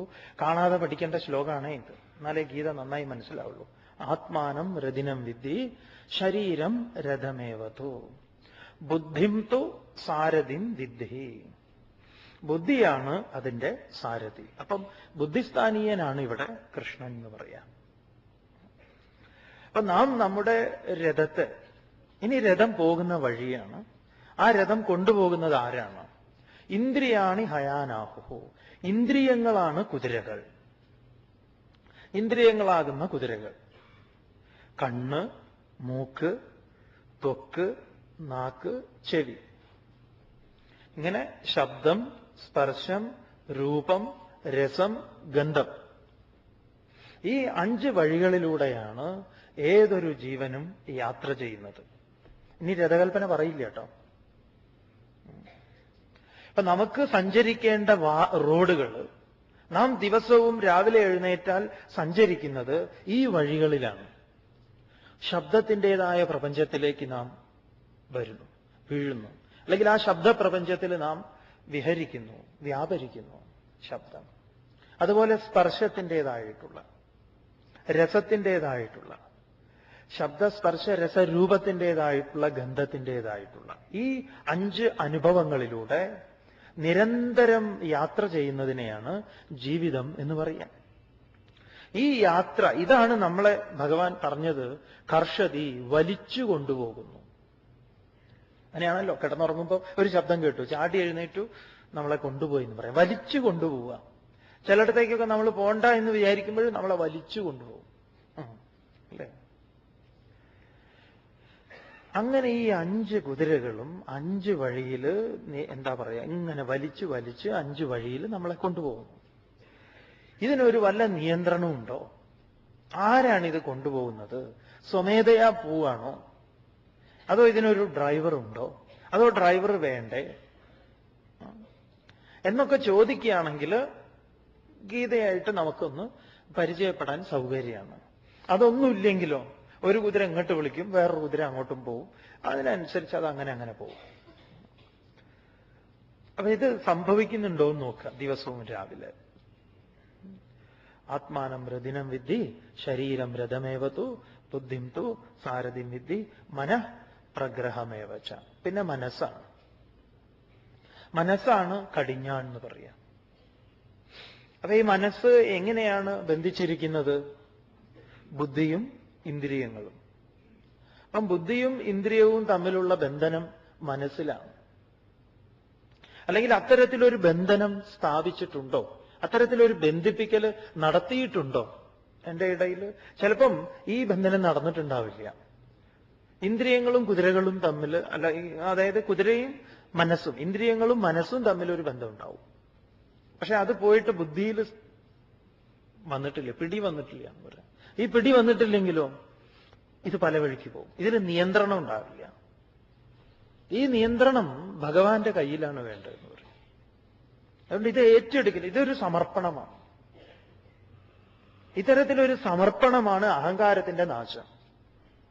പിന്നെ കർത്താവായിട്ട് ഞാൻ അവിടെ ഇല്ല.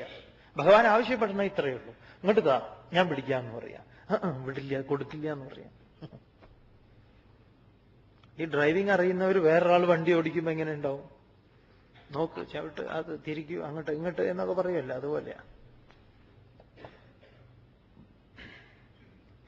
ഇതിനെ അർജുനനെ സംബന്ധിച്ച് അർജുനൻ വിട്ടുകൊടുത്തിരിക്കുന്നു. നോക്കൂ, ഇതെപ്പോഴും നോക്കണം എന്ന് പറയാം. ഏത് തീരുമാനം എടുക്കുമ്പോഴും എന്റെ രഥം പോകുന്നത് ഇങ്ങനെയാണോ? ഈ പോക്കിനെയാണ് തദ്വിഷ്ണു പരമം പദം എന്ന് പറഞ്ഞിട്ടുള്ളത്. സദശ്വ ഇവ സാരഥേഹേ, സദശ്വാവായിട്ടുള്ള നിയന്ത്രിതമാർന്ന കുതിരകളെ കൊണ്ട് അവൻ വിഷ്ണുപദത്തിൽ പോകുന്നു. ഈ കുതിര എങ്ങോട്ടാണ് പോകുന്നത്? വൈകുണ്ഠത്തിലേക്ക്. വൈകുണ്ഠം എന്ന് പറഞ്ഞാൽ തടസ്സങ്ങളില്ലാത്ത ഭാവം എന്ന് പറഞ്ഞു. വിഗതാഹ കുണ്ടാഹ തസ്യ ഭാവ വൈകുണ്ഠം. അല്ലെങ്കിലോ സംസാരം ച അധികച്ചതി, സംസാരത്തിലേക്ക് പോകും. അതിങ്ങനെ തട്ടിയും മുട്ടിയും അതിലെയും ഇതിലെയും ഒക്കെ പോകും. അപ്പൊ ഒന്ന് പറയുന്നു, വേറൊന്ന് പറയുന്നു, വേറൊന്ന് പറയുന്നു, അല്ലേ? അപ്പൊ ഇതിൽ നിയന്ത്രണമില്ലാത്ത ബുദ്ധി അവിടെ പ്രവർത്തിക്കാതെ ഇരിക്കുന്ന സമയത്ത് അതിനെ ആസുരം എന്ന് പറയുന്നു. ഇത് വെച്ച് ഭാരതീയ ശാസ്ത്രം മുഴുവൻ വ്യാഖ്യാനിക്കാം. എപ്പോഴാണോ ഈ കടിഞ്ഞാണ് ബുദ്ധിയുമായി സമ്പർക്കമില്ലാതെ വരുന്ന സമയത്ത് അസുരന്റെ ലക്ഷണങ്ങളാണ് ഇതിലുള്ളത്. അപ്പോഴെന്താ? ഇന്ദ്രിയങ്ങളും ഇന്ദ്രിയ വിഷയങ്ങളും സത്യം. അവിടെ ബുദ്ധിക്ക് സ്ഥാനമൊന്നുമില്ല എന്ന് പറയാം. അങ്ങനെ ഒരു ആത്മാവൊന്നുമില്ല. ഇതിൽ ഇത്രയും മനസ്സിലാക്കാനുള്ളൂ. ശരീരം, മനസ്സ്, ബുദ്ധി, ആത്മാവ്, ഇന്ദ്രിയങ്ങള്, പിന്നെ വിഷയങ്ങള്, ശബ്ദസ്പർശ രസരൂപഗന്ധങ്ങള്. ഇനി ഇതിൽ അറിയേണ്ടുന്ന ഒന്ന് രണ്ട് കാര്യങ്ങൾ. ഇന്ദ്രിയങ്ങളും ഇന്ദ്രിയ വിഷയങ്ങളും അതിന്റെ വിഷയങ്ങളിൽ അത് വ്യാപരിക്കും. അതിനെ കഠിനമായിട്ടുള്ള ബലമായിട്ടുള്ള നിയന്ത്രണം വേണ്ട. ഭഗവാൻ പറഞ്ഞിട്ടുണ്ട്. ബലമായിട്ടുള്ള പിടിച്ചുവലിക്കല് വേണ്ട. പിന്നെയോ അതിനെ ശ്രദ്ധിക്കുക. ഒന്ന് തളച്ചു വിട്ടാൽ മതി. ഒന്ന് തളച്ചു വിട്ട് പിടി കയ്യിലുണ്ടായാൽ മതി എന്ന് പറയാം. തീരെ കയ്യിൽ നിന്ന് ഒഴിവാക്കരുത്. അത് ഈ ചിത്രം നന്നായി ഓർമ്മയിൽ വെച്ചുകൊള്ളാം. ഇത്രയേ ഉള്ളൂ. ഈ 4 വരി പഠിച്ചാൽ മതി. ആത്മാനം രഥിനം വിദ്ധി, ശരീരം രഥമേവതു, ബുദ്ധിം തു സാരഥിം വിദ്ധി, മനഃപ്രഗ്രഹമേവച, ഇന്ദ്രിയാണി ഹയാനാഹു, വിഷയാൻ തേഷു ഗോചരാൻ, ആത്മേന്ദ്രിയ മനോയുക്തം ഭോക്തേത്യാഹു മനീഷിണഃ. മനീഷിണഃ ഇതി ആഹു. മനീഷികൾ, ജ്ഞാനികൾ പറയപ്പെട്ടിരിക്കുന്നു. ആത്മാ ഇന്ദ്രിയ, ഇങ്ങനെ ആത്മാവും ഇന്ദ്രിയങ്ങളും അതുപോലെ മനസ്സും എല്ലാം കൂടെ ചേർന്നിട്ടുള്ള ഭോക്താവാണ്, അനുഭവിക്കുന്നവനാണ് ജീവൻ എന്ന്. നമ്മുടെ തന്നെ ചിത്രം വളരെ ഭംഗിയായിട്ട് പറഞ്ഞിരിക്കുന്നു. ഈ ചിത്രത്തിന്റെ അല്ലെങ്കിൽ നമ്മുടെ ഒരു നിലനിൽപ്പാണ്, അല്ലെങ്കിൽ നാം എവിടെയാണ് കൊണ്ടുപോയി നിർത്തുന്നത്? ഏറ്റവും നിർത്താൻ പറ്റിയിട്ടുള്ള ഒരിടം കുരുക്ഷേത്ര ഭൂമി. അർജുനൻ ഭഗവാനോട് ആവശ്യപ്പെട്ടു, ഇരു സൈന്യങ്ങളുടെയും മധ്യത്തിലായി എന്റെ രഥത്തെ കൊണ്ടുപോയി നിർത്തിയാലും. രഥസ്ഥാപനം നമ്മൾ ആദ്യം കണ്ടത് രഥകൽപ്പന. രഥകൽപ്പനയിൽ നിന്ന് രഥസ്ഥാപനത്തിലേക്ക് വരിക. രഥസ്ഥാപനത്തിൽ 1-ാം അധ്യായത്തിൽ അർജുനൻ ഭഗവാനോട് ഇങ്ങനെ പറഞ്ഞു. ഭഗവാൻ കൊണ്ടുപോയി നിർത്തിക്കൊടുത്തു. ഭീഷ്മദ്രോണ പ്രമുഖത സർവേഷാം ച മഹീക്ഷിതാം ഉവാച പാർത്ഥ പശ്യേതാൻ സമവേദാൻ കുരൂൻ ഇതി. ഇതാ ഈ കുരുക്കന്മാരെയൊക്കെ നീ കണ്ടുകൊള്ളൂ. ആരൊക്കെയാണ്? ഭീഷ്മര്, ദ്രോണര് ഇത്യാദി പ്രമുഖന്മാർ. അപ്പൊ ആരോടാണ് ഇനി നാം യുദ്ധം ചെയ്യേണ്ടത്? അപ്പൊ നമ്മുടെ യുദ്ധം എവിടെയാണ് നടക്കുന്നത്? നമ്മുടെ ഉള്ളിൽ തന്നെയാണ് യുദ്ധം. ഉള്ളില് 2 പ്രകാരത്തിലുള്ള ചിത്തവൃത്തികളുണ്ട്. സദ്ഭാവങ്ങളും അസദ്ഭാവങ്ങളും. സദ്ഭാവത്തെ പാണ്ഡവന്മാരെന്ന്, സദ്ഗുണങ്ങളെ, പാണ്ഡവൻ എന്നാൽ പണ്ടയുള്ളവനെന്ന് ഒരു പക്ഷം, ഒരു മതം. പണ്ടാന്ന് പറഞ്ഞാൽ ആത്മവിഷയകമായ ജ്ഞാനം. അതിനെ നമ്മൾ കണ്ടു. ധർമ്മപുത്രൻ ഭീമനും അർജുനനും നകുലനും സഹദേവനും. അല്ലേ? ധർമ്മത്തെ പുത്രസമമായി സ്വീകരിക്കാൻ പോകുന്ന ആ ധർമ്മബുദ്ധി, ഭീമൻ മഹത്തായ കർമ്മം, അർജുനൻ ഋജുത്വമാർന്ന ഭാവം, നകുലൻ കുലരഹിതമായ ഭാവം, സഹദേവൻ ദേവൈഹി സഹ. സദ്ഭാവങ്ങളാണ് ഈ അഞ്ചെണ്ണം. പിന്നെ എണ്ണിയാൽ ഒടുങ്ങാത്ത 100 ചില്ലാനും അസുര സന്തതികള്, അജ്ഞാനജന്യങ്ങളായിട്ടുള്ള വാസനകള്, അതിൽ കേവന്മാരായിട്ടുള്ള ദുര്യോധനും ദുശാസനും. അത് നരകത്തിലേക്കുള്ള വഴിയായിട്ട് ഭഗവാൻ പറഞ്ഞു.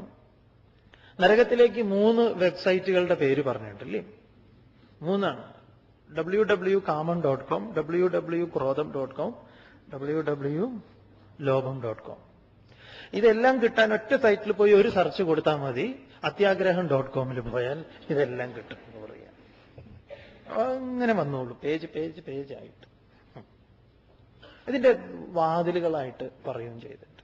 അപ്പൊ എണ്ണിയാലൊടുങ്ങാത്ത ദുര്യോധനൻ ധനത്തെ ദുർവ്യയം ചെയ്യുക, ദുശാസനൻ തെറ്റായിട്ടുള്ള ശാസനകൾ പുറപ്പെടുവിപ്പിക്കുക എന്ന് തുടങ്ങി. അപ്പൊ ഇതൊക്കെ എവിടെയാണ് നിലകൊള്ളുന്നത്? ഏതെങ്കിലും ഒരു സ്ഥൂലമായ ഭൂമിയിലാണോ? അല്ല. പിന്നെയോ മനുഷ്യ മനസ്സുകളിലാണ്. അപ്പൊ മനുഷ്യ മനസ്സിൽ നടക്കേണ്ടുന്ന അനുദിനം നടന്നുകൊണ്ടിരിക്കുന്ന ഒരു യുദ്ധത്തെക്കുറിച്ചാണ് വ്യാസഭഗവാൻ നമ്മളോട് പറയുന്നത്. ഏതോ കാലത്ത് ആരോ എപ്പോഴൊക്കെയോ നടത്തിയ യുദ്ധമല്ല. അപ്പൊ ഏത് യുദ്ധവും ആരംഭിക്കുന്നത് ഈ അകത്താണ്. അപ്പൊ അവിടെയാണ് അതിനെ എന്ത് ചെയ്യേണ്ടത്? ഇല്ലായ്മ ചെയ്യേണ്ടത്. ഉള്ളില് 2 പ്രകാരത്തിലുള്ള ചിത്തവൃത്തികളുണ്ട്, സദ്ഭാവങ്ങളും അസദ്ഭാവങ്ങളും. സദ്ഭാവത്തെ പാണ്ഡവന്മാരെന്ന്, സദ്ഗുണങ്ങളെ, പാണ്ഡവൻ എന്നാൽ പണ്ടയുള്ളവനെന്ന് ഒരു പക്ഷം, ഒരു മതം.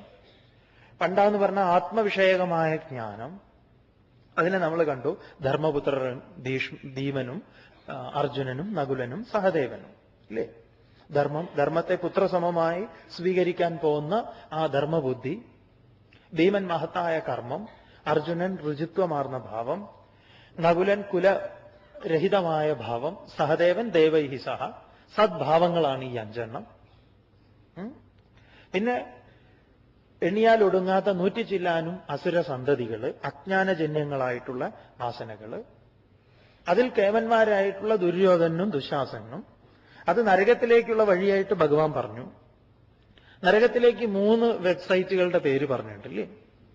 3 www.കാമം.com, www.ക്രോധം.com, www.ലോഭം.com.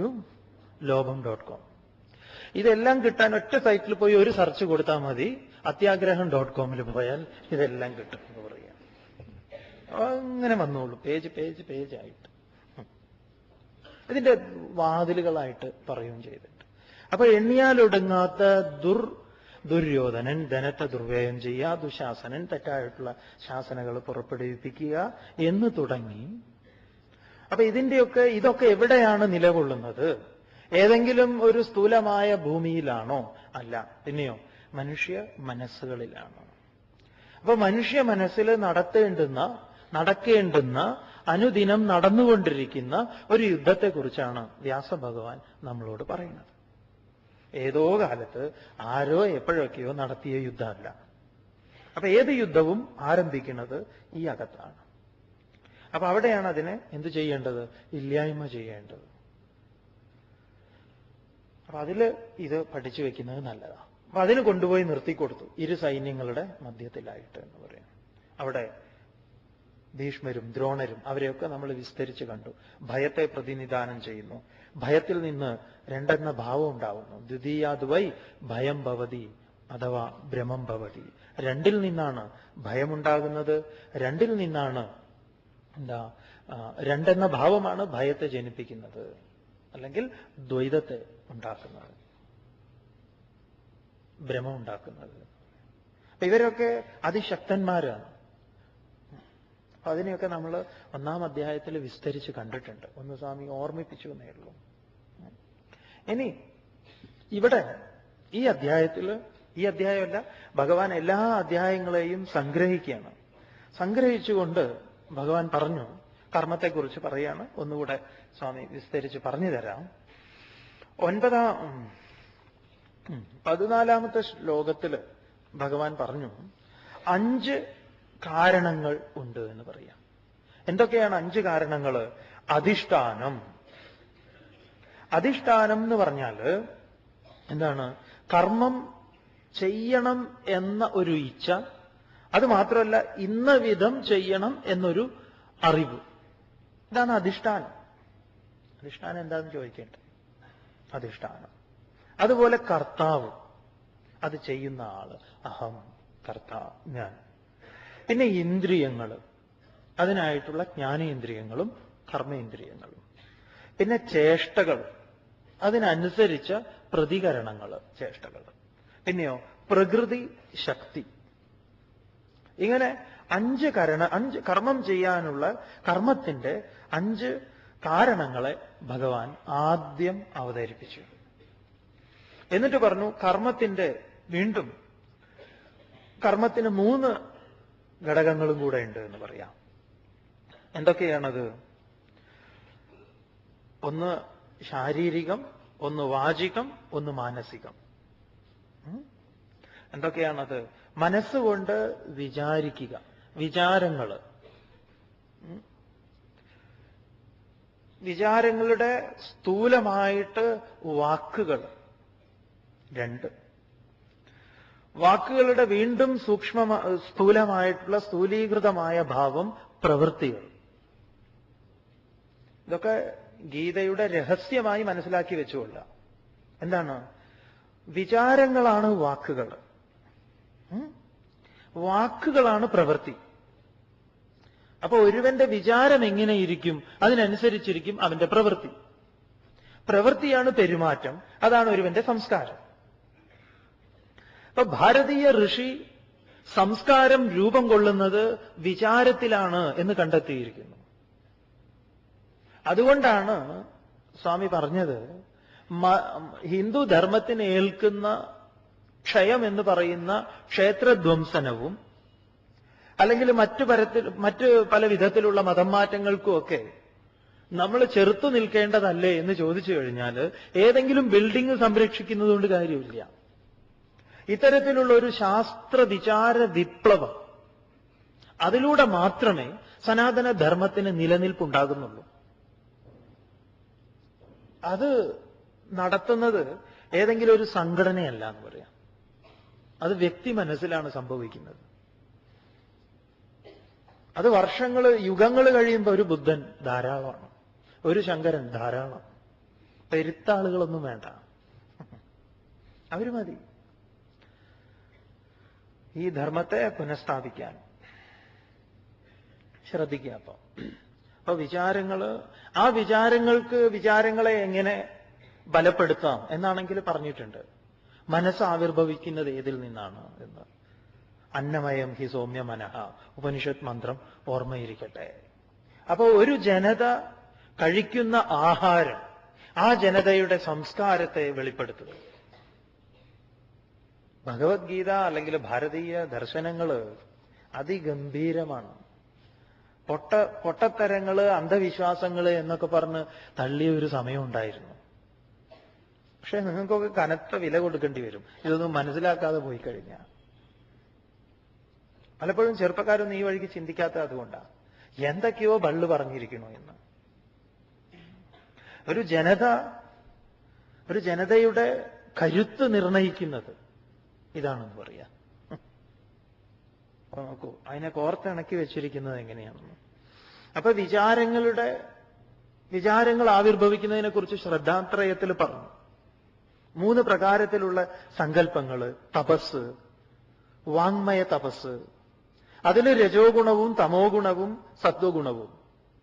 എന്തിനാ ഭഗവാൻ ഇങ്ങനെ ഗുണങ്ങളൊക്കെ ഉണ്ടാക്കിയതെന്നുള്ള ചോദ്യമുണ്ട്. അതിന് സ്വാമിക്ക് പറയാനുള്ള ഉത്തരം സ്വാമിജി പറയുന്ന ഉത്തരം തന്നെയാണ്.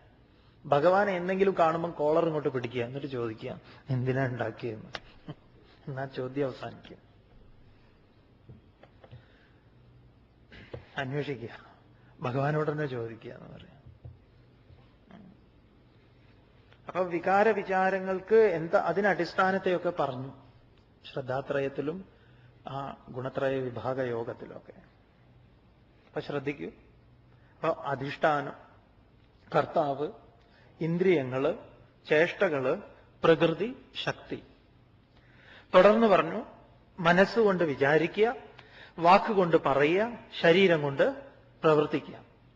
അപ്പൊ ഇത് തമ്മിലുള്ള പാരസ്പര്യത്തെയാണ് ഉപനിഷത്തിൽ പറഞ്ഞത്. മനോമേ വാചി പ്രതിഷ്ഠിതം, വാങ്മേ മനസ്സി പ്രതിഷ്ഠിതം. വാക്കില് മനസ്സും മനസ്സില് വാക്കും ഉണ്ടായിരിക്കട്ടെ, പൂരകങ്ങളായിരിക്കട്ടെ എന്ന്. നമുക്ക് പലപ്പോഴും പൂരകങ്ങളല്ല ഇത്. വാക്കില് മനസ്സൊന്നും ഉണ്ടാവാറില്ല. ഞാൻ നാളെ വരാം എന്ന് പറയുമ്പം ഉണ്ടാകാറുണ്ടോ? ഇല്ല. അതുകൊണ്ട് അങ്ങനെ ആവാതിരിക്കട്ടെ. തുടർന്ന് ഭഗവാൻ പറഞ്ഞു എന്താണ് ഇവിടെ വളരെ ശ്രദ്ധിക്കേണ്ടുന്ന ഒരു ശ്ലോകം. സ്വാമി അതിന് വേണ്ടത്ര സമയം എടുത്തോന്ന് ഇല്ല എന്നാ തോന്നുന്നത്.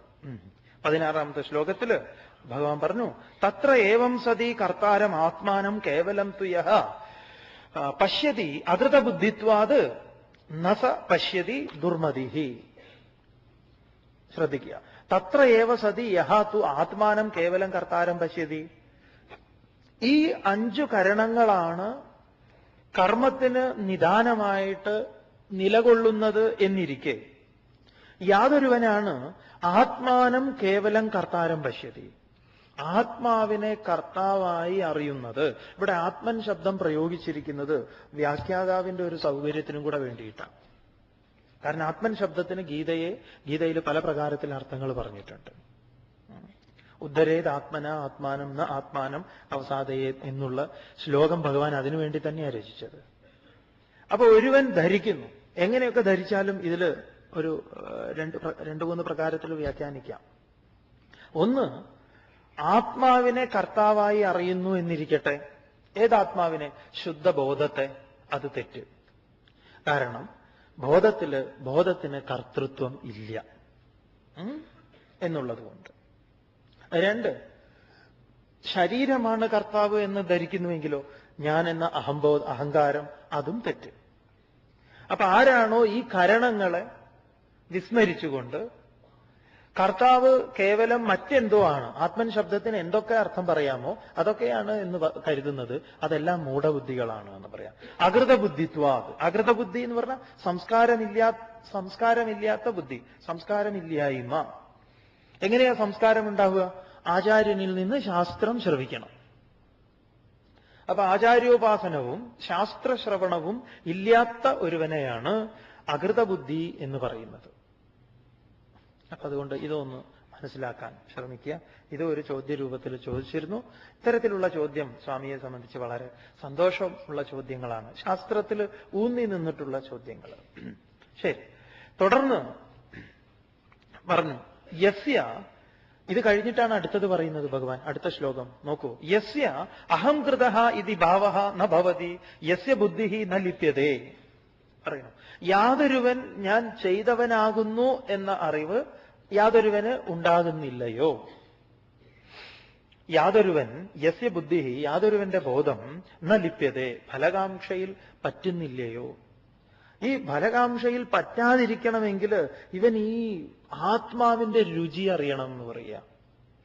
അതിനെ ഒന്ന് രുചിച്ചു നോക്കേണ്ടതുണ്ട്. പിന്നെ മറ്റതിൽ പോയി ഇങ്ങനെ രുചിക്കാനുള്ള ശ്രമം നടത്തില്ല. അതുകൊണ്ട് ഗീതയുടെ ഒരു കുട്ടി ഇങ്ങനെ കളിക്കുക അവന്റെ വീട്ടിൽ. അപ്പൊ അടുത്ത വീട്ടില് വലിയൊരു ഡോബർമാൻ നായയുണ്ട്. ഭയങ്കരനാണ്, കണ്ടിട്ടുണ്ടാവുമല്ലോ നിങ്ങളില്ലേ. അപ്പൊ ഇവൻ അവരുടെ വീട്ടിന്റെ ആ ഗേറ്റിന്റെ അവിടെ പോയി ഇങ്ങനെ നിന്ന സമയത്ത് ഇതിനെ അഴിച്ചുവിട്ട സമയമാണ്. അതിന്റെ ഒരു റൗണ്ട്സ് ഉണ്ട് വൈകുന്നേരം. അപ്പൊ അതങ്ങനെ ഓടിയപ്പോ ഇവനെ കണ്ടു, ഈ കുട്ടിയെ കണ്ടു. ഓടി ഒന്ന് ചാടി അങ്ങോട്ട് ഈ ഗേറ്റിന്റെ അവിടെ നിന്നിട്ട് അതിന്റെ വലിയ നാവിട്ടിട്ട് ഇവനെ അങ്ങോട്ട് നക്കി. കുട്ടി പേടിച്ച് കറിയിലേക്ക് വീണിട്ട് കരയാൻ തുടങ്ങി. അപ്പൊ ഈ കുട്ടിയുടെ അമ്മ ഓടി വന്നിട്ട് കുട്ടിയെ എടുത്തു. എന്നിട്ട് ചോദിച്ചു, മോനെ അത് കടിച്ചോ എന്ന് ചോദിച്ചു. ഞാൻ പറഞ്ഞു ഇല്ല, അതെന്നെ രുചിച്ചു നോക്കി എന്ന് പറയാം. ഇതിന്റെ തമാശ എന്താന്ന് പറഞ്ഞാല് ഈ ഒരു രുചിച്ചു നോക്കലുണ്ടല്ലോ, ഇത് ഇവിടെ സംഭവിക്കണം എന്ന് പറയാം. ആത്മാവിന്റെ രുചി, കടിയോ കിട്ടിയില്ല പോട്ടെ, ഒരു രുചിയെങ്കിലും അറിയേണ്ടതുണ്ട്. അത് ഗീതയുടെ ഒരു കടി കിട്ടിയാന്നല്ല, ഗീതയുടെ കടി എന്ന് പറഞ്ഞാൽ ഭഗവത്ഗീത. അതെ, ഒരു തലോണലെങ്കിലും അതെങ്കിലും ആവശ്യമാണ്. 18 അധ്യായം ശ്രവിച്ചതല്ലേ, കടി കിട്ടാനുള്ള വകുപ്പ് വേണ്ടതാ ശരിക്കും പറഞ്ഞാൽ. ശ്രദ്ധിക്കൂ. അപ്പൊ ആ ഇത്ര അധ്യായങ്ങളിലായിട്ട് ഭഗവാൻ പറഞ്ഞുകൊണ്ടിരിക്കുന്നത് ആ അഹങ്കാരത്തെ ഒന്ന്, ആ തെറ്റിദ്ധാരണയൊന്ന് മാറ്റിയിട്ട് അവിടെ എന്നെ ഒന്ന് പ്രതിഷ്ഠിക്കൂ, എന്നിട്ട് എന്നെ അനുഭവിക്കൂ. കർമ്മത്തിന് 3 ആശ്രയങ്ങളെ പറഞ്ഞു, ഓർമ്മയുണ്ടാവും എന്ന് വിചാരിക്കണം. ഇവിടെ ഇതാ ഭഗവാൻ കർമ്മത്തിന്റെ 3 പ്രേരണയെ പറയണം. ആ പ്രേരണ 3 വിധത്തില്. എങ്ങനെയൊക്കെയാണ് ആ പ്രേരണ 3 വിധം എന്ന് പറഞ്ഞത്? ജ്ഞാനം ജ്ഞേയം പരിജ്ഞാത ത്രിവിധ കർമ്മ ചോദന കരണം കർമ്മ കർത്തേതി ത്രിവിധ കർമ്മ സംഗ്രഹ. വീണ്ടും ഭഗവാൻ കർമ്മത്തിന്റെ ഒരു 3 കാര്യങ്ങളെയും കൂടെ പറയും. എന്തൊക്കെയാണ്? ജ്ഞാനം ജ്ഞേയം പരിജ്ഞാത ത്രിവിധ കർമ്മചോദന കരണം കർമ്മ കർത്ത ഇതി ത്രിവിധ കർമ്മ സംഗ്രഹ. ജ്ഞാനം എന്ന് പറഞ്ഞാൽ അറിവ്. ജാനാതി ഇതി, അറിയുന്നത് ജ്ഞാനം. ജ്ഞേയം, ജ്ഞാതും യോഗ്യം ജ്ഞേയം, അറിയേണ്ടത്, അറിയാൻ യോഗ്യമായത്, അറിവിന്റെ വിഷയം. പരിജ്ഞാത, അറിയുന്നവൻ. അറിയുന്നവനെയാണ് പരിജ്ഞാത എന്ന് പറയുന്നത്. പരിതോ ജാതി ഇതി പരിജ്ഞാത, അറിയുന്നവൻ, അറിവിന്റെ കർത്താവ് എന്ന് പറയാം. അപ്പൊ ജ്ഞാനം ജ്ഞേയം പരിജ്ഞാത, ഇങ്ങനെ 3. ഇത് ഇപ്രകാരം കർമ്മചോദന, കർമ്മത്തിന്റെ പ്രേരണ ത്രിവിധ, 3 വിധം. അപ്പൊ കർമ്മത്തിന്റെ പ്രേരണ എന്തൊക്കെയാണ്? ഇത് 3 വിധമാണ്. ഇപ്പൊ ഏത് കർമ്മവും ഈ ശ്ലോകങ്ങളെയൊക്കെ വെച്ചുകൊണ്ട് നിങ്ങൾക്ക് നിങ്ങളുടെ ഏത് കർമ്മങ്ങളെയും വിശകലനം ചെയ്യാം. അപ്പൊ ഇതാണ് മനഃശാസ്ത്രം എന്ന് പറയുന്നത്. സ്വാമി മുമ്പ് സൂചിപ്പിച്ചിട്ടുണ്ട്, നമ്മളൊരു കർമ്മം ചെയ്യുന്നതിന് മുൻപായിട്ട് ആദ്യം നാം എടുത്തിടുന്ന ഒരു ആവരണമുണ്ട്.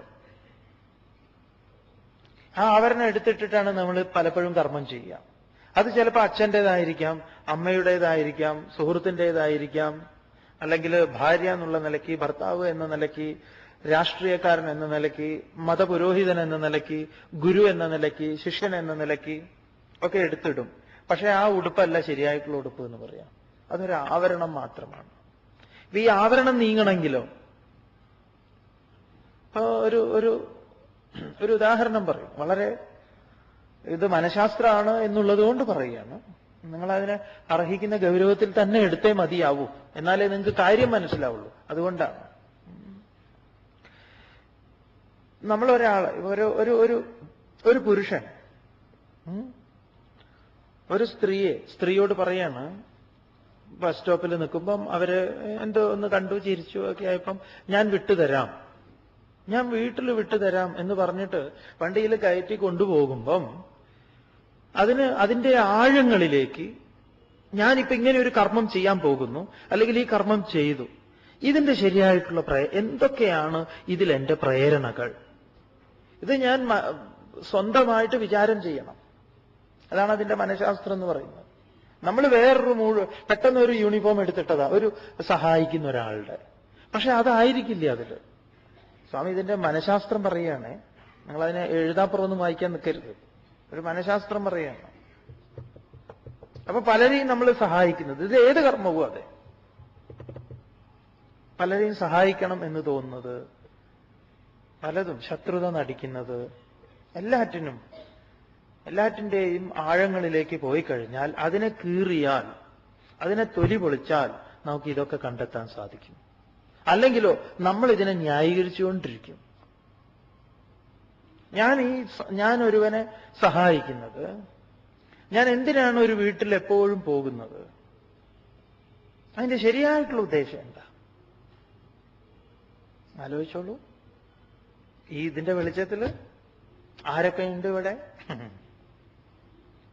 അതാണ് ഭഗവത്ഗീതയുടെ ഒരു വലിയ, അത് ഉപനിഷത്തിൽ പോലും ഉപനിഷത്ത് വേറൊരു വിധത്തിലാണ് പറഞ്ഞിട്ടുള്ളത്.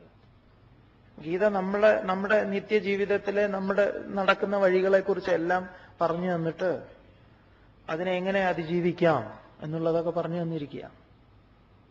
അതുകൊണ്ട് ആലോചിക്കുക. ജ്ഞാനം, അറിവ്, ജ്ഞേയം, അറിയേണ്ടത്, പരിജ്ഞാത, അറിയുന്നവൻ. ഇവരൊക്കെ വളരെ ശക്തന്മാരാണ്. ഇതിനൊന്നും നിഷേധിക്കാൻ ആർക്കും പറ്റില്ല. ഇതിനെയൊക്കെ നമ്മൾ വിസ്മരിച്ചുകൊണ്ട് ഓരോന്നോരോന്ന് ചെയ്യുമ്പോൾ നമുക്ക് പ്രശ്നങ്ങൾ ഉണ്ടായിക്കൊണ്ടിരിക്കും. കർമ്മചോദന, കർമ്മത്തിന്റെ പ്രേരണ ത്രിവിധ, ഈ മൂന്നുമാണ്. കരണം, ഇന്ദ്രിയം, കർമ്മം, കർത്താവ്. ഇത് കർമ്മസംഗ്രഹ, കർമ്മത്തെ സംഗ്രഹിച്ച് കർമ്മഘടകം ത്രിവിധ, മൂന്ന് തരം. അപ്പൊ കർമ്മം നടക്കുന്നത് ഒരു പ്രേരണയെ ഉപജീവിച്ചാണ് എന്ന് പറയാം. പ്രേരണയാണ് അതിന്റെ പിറകിൽ ഏത് കർമ്മത്തിനും. ആ പ്രേരണ മൂന്ന് വിധത്തിൽ. എന്തൊക്കെയാണ് ഭഗവാൻ ഇവിടെ പറഞ്ഞു? ജ്ഞാനം, ജ്ഞേയം, ജ്ഞാത, മൂന്നെണ്ണം. അറിവ്, അറിവിന്റെ വിഷയം, അറിയുന്നവൻ. ഈ മൂന്നിന്റെയും ഒരു സമപ്രേരണയുണ്ട്. ഇത് ഓരോന്നോരോ വഴിക്കാണ്. ഒന്നിനെ പൂർണ്ണമായിട്ട് അവഗണിച്ചിരിക്കുന്നു എന്നൊക്കെ വെച്ച് കഴിഞ്ഞാൽ വലിയ ബുദ്ധിമുട്ടാണ്. ഇത് ചിലപ്പോൾ നിങ്ങൾക്ക് വേണ്ടത്ര മനസ്സിലായോ എന്ന് സ്വാമിക്ക് അറിയില്ല. കാരണം മനസ്സിലാക്കാൻ വിഷമമില്ലാത്തതാണ്. ചിലരിങ്ങനെ അന്തം വിട്ടിരിക്കുന്നുണ്ട്. ഇതിന് വേറെ ഭാഷ ഇല്ല പറയാൻ ഇതൊക്കെ. അതുകൊണ്ടാണ് സ്വാമി വേറൊരു ഉദാഹരണം അവിടെ നിർദ്ദേശിച്ച് തന്നത്. പലപ്പോഴും നമ്മൾ അങ്ങനെ പറയും, നമ്മുടെ പ്രവൃത്തികളെ നമ്മൾ ന്യായീകരിക്കും. പക്ഷെ നിങ്ങൾക്ക് നല്ല ഉറപ്പ് വേണമെങ്കിൽ ഇതിലേക്ക് കടക്കണം. ഇതിലേക്ക് കടന്നു കഴിഞ്ഞാൽ പിന്നെ നിങ്ങളെ ആർക്കും കുലുക്കാൻ പറ്റില്ല എന്ന് പറയാം. ഒരു വിധത്തിലും കുലുക്കാൻ പറ്റില്ല. അല്ലെങ്കിൽ നമ്മൾ ആടി ഒലഞ്ഞു പോകും. കാരണം നമ്മൾ എന്താണെന്നറിയോ, നമ്മൾ ശ്രദ്ധിക്കാത്ത ചില മേഖല അവർ ശ്രദ്ധിച്ചു എന്നുള്ളതാണ്. അതുകൊണ്ടാണ് നമുക്ക് ഇളക്കം ഉണ്ടാകുന്നത്. ഇത് നിങ്ങളെ അതൊക്കെ നന്നായിട്ട് വിലയിരുത്തി കഴിഞ്ഞാൽ പിന്നെ നിങ്ങളെ ഇളകേണ്ട ആവശ്യമില്ല. അതുകൊണ്ട് ഭഗവാൻ തന്നെ പറയുന്നുണ്ട്, ന കമ്പതേജ്ഞ, ജ്ഞാനി ഇളകില്ല. എന്തുകൊണ്ട്? അവൻ ഇതിന്റെ അധിഷ്ഠാനത്തെ മുഴുവൻ പരിശോധിച്ചവനാണ്. അവൻ ഇതെല്ലാം അറിയാം. കർത്താവ്, ഇന്ദ്രിയങ്ങള്, കർമ്മം, ഇതിലൊക്കെ ഞാൻ എങ്ങനെ, എന്താണ് എന്റെ കർമ്മം ചെയ്യാൻ പ്രേരിപ്പിക്കുന്നത് ആരൊക്കെയാണ്? ഇതിൽ എന്റെ റോൾ എന്താണ്? ആരൊക്കെയാണ്, എന്തൊക്കെയാണ് ചെയ്യുന്നത് എന്നൊക്കെ ഉള്ളത് നന്നായി അറിയുന്നു. ജ്ഞാനം, ജ്ഞേയം, ജ്ഞാത. ഇതിനെ വേദാന്തത്തിന്റെ വേറൊരു ഭാഷയിൽ പറഞ്ഞാൽ ത്രിപുടി എന്ന് പറയും. ആചാര്യസ്വാമികള് ഈ ഒരു കാര്യത്തെ ബോധിപ്പിക്കുന്നതിന് ഒരു പ്രകരണ ഗ്രന്ഥം തന്നെ രചിച്ചിട്ടുണ്ട്. ദൃക് ദൃശ്യ വിവേകം പേര്. ദൃക്ക്, ദൃശ്യം, വിവേകം. കാണുന്നവൻ, കാണപ്പെടുന്നത്, കാണൽ. എന്താണ് സംഭവിക്കുന്നത്? അതിനെ ഈ ത്രിപുടിയുടെ നാശം, ത്രിപുടിയുടെ വിലയനം, ഇതിലാണ് ജ്ഞാനത്തിന്റെ ഉദയം. ഇതിനെയൊക്കെ വിസ്തരിച്ച് പറയുക. എന്താ ഇവിടെ സംഭവിക്കുന്നത്? അറിവ്, അറിവിന്റെ വിഷയം, അറിയുന്നവൻ. ഈ മൂന്നിന്റെയും സമപ്രേരണയാലാണ് ഒരു കർമ്മം നടക്കുന്നത്. അപ്പൊ കർമ്മത്തെ കീറിമുറിച്ചാൽ ഇതൊക്കെയുണ്ട്. പലപ്പോഴും നമ്മൾ കർമ്മം ചെയ്തിട്ട് എന്തിനാ ഇപ്പൊ ഇങ്ങനെയൊക്കെ, കർമ്മത്തിന് വേണ്ടത്ര പൂർണ്ണതയില്ലാത്തത് എന്തുകൊണ്ടാ? ഈ ഒരു കീറിമുറിക്കൽ നടക്കാത്തത് കൊണ്ടാ. നിങ്ങളുടെ എല്ലാ കർമ്മത്തിനും ഇങ്ങനെ കീറിമുറിക്കണം എന്നല്ല. ഒരിക്കലെങ്കിലും കർമ്മത്തിന് നിദാനമായിട്ടുള്ളത് ഇതൊക്കെയാണ് എന്ന് നാം തിരിച്ചറിയേണ്ടിയിരിക്കുന്നു. ഒരിക്കലറിഞ്ഞാൽ മതി. സമുദ്രജലത്തിന്റെ രുചി ഒരിക്കലറിഞ്ഞാൽ മതി. ഇടയ്ക്കിടയ്ക്ക് പോയിട്ട് ഇത് മാറിയിട്ടുണ്ടോ എന്ന് നോക്കണ്ട. വേണോ? വേണ്ട. അപ്പൊ ജ്ഞാനം, ജ്ഞേയം, പരിജ്ഞാത, ത്രിവിധ കർമ്മചോദന. കർമ്മത്തിന്റെ ചോദനയായിട്ട് ഭഗവാൻ വീണ്ടും ജ്ഞാനം, ജ്ഞേയം, പരിജ്ഞാത. കരണം കർമ്മ കർത്തേതി ത്രിവിധ കർമ്മസംഗ്രഹ. ഇങ്ങനെ കർമ്മഘടകത്തെ മൂന്നായിട്ട് വീണ്ടും അവതരിപ്പിച്ചു. അടുത്ത ശ്ലോകം ചൊല്ലിയോ? ജ്ഞാനം കർമ്മ ച കർത്താ ച ത്രിധൈവ ഗുണഭേദതഃ പ്രോച്യത്തെ ഗുണസംഖ്യാനേ യഥാവത് ശൃണുതാന്യപി. ജ്ഞാനം കർമ്മ ച കർത്താ ച ത്രിധൈവ ഗുണഭേദതഃ പ്രോച്യത്തെ ഗുണസാഖ്യാനേ യഥാവത് ശൃണു താൻ അപി. ഭഗവാൻ വീണ്ടും അതിന്റെ ചുരുളുകളെ അഴിക്കണം. കർമ്മത്തിന്റെ ജ്ഞാനം അറിവ്, കർമ്മ കർമ്മവും, ജ്ഞാനം കർമ്മം ച ജ്ഞാനവും കർമ്മവും, കർത്താവും, ഗുണഭേദതഃ ഗുണഭേദം നിമിത്തം, ത്രിധായേവ മൂന്ന് പ്രകാരമായി തന്നെ, ഗുണസാഖ്യാനെ സാഖ്യയോഗത്തിൽ നമ്മൾ കണ്ടു, കപില ദർശനത്തില് പ്രോച്യതേ പറയുന്നു. അപ്പൊ ഭഗവാൻ ഇവിടെ ശരിക്കും ഒരു ശാസ്ത്ര വിചാരം തന്നെയാണ് അർജുനന്റെ മുൻപാകെ അവതരിപ്പിക്കുന്നത്. കാരണം അർജുനന് പഴയ ശാസ്ത്രങ്ങൾ സ്വാധീനിച്ചിട്ടുണ്ട് പലതും. അപ്പൊ അതിന്റെ ഒരു വ്യക്തത ഉണ്ടാക്കി കൊടുക്കേണ്ടത് ഭഗവാന്റെ ഉത്തരവാദിത്തം. അതുകൊണ്ടാണ് സാഖ്യദർശനത്തെയൊക്കെ ഇവിടെ വീണ്ടും അവതരിപ്പിക്കുന്നത്. അപ്പൊ ഗുണസാഖ്യാനെ കപില ദർശനത്തിലും മറ്റും ഇങ്ങനെ പ്രോച്യത്തെ പറയുന്നു. എന്താ പറഞ്ഞിട്ടുള്ളത്? ജ്ഞാനം കർമ്മം കർത്താവ്, ഇങ്ങനെയുള്ള ഗുണഭേദങ്ങളെക്കുറിച്ച് പറഞ്ഞിട്ടുണ്ട്. ശരി, താൻ അപി അതിനെക്കുറിച്ചും യഥാവത് ശൃണു, നീ എന്നിൽ നിന്ന് കേട്ടാൽ ഞാൻ നിനക്ക് അതിനെക്കുറിച്ചൊക്കെ പറഞ്ഞു തരാം. അപ്പൊ സ്വാമി, ഞങ്ങൾക്ക് അറിയില്ലല്ലോ അത് സാഖ്യദർശനത്തിൽ എന്തൊക്കെയാ പറഞ്ഞത്. പോട്ടെ, വിട്ടേക്കൂ, ഭഗവാൻ പറയാൻ പോകുന്നു എന്താണ് എന്നുള്ളത് നോക്കാം. സർവഭൂതേഷു യേനൈകം ഭാവമവ്യയമീക്ഷതേ അവിഭക്തം വിഭക്തേഷു തജ്ഞാനം വിദ്ധി സാത്വികം. സർവഭൂതേഷു യേന ഏകം ഭാവം അവ്യയം ഈക്ഷതേ അവിഭക്തം വിഭക്തേഷു തജ്ഞാനം വിദ്ധി സാത്വികം.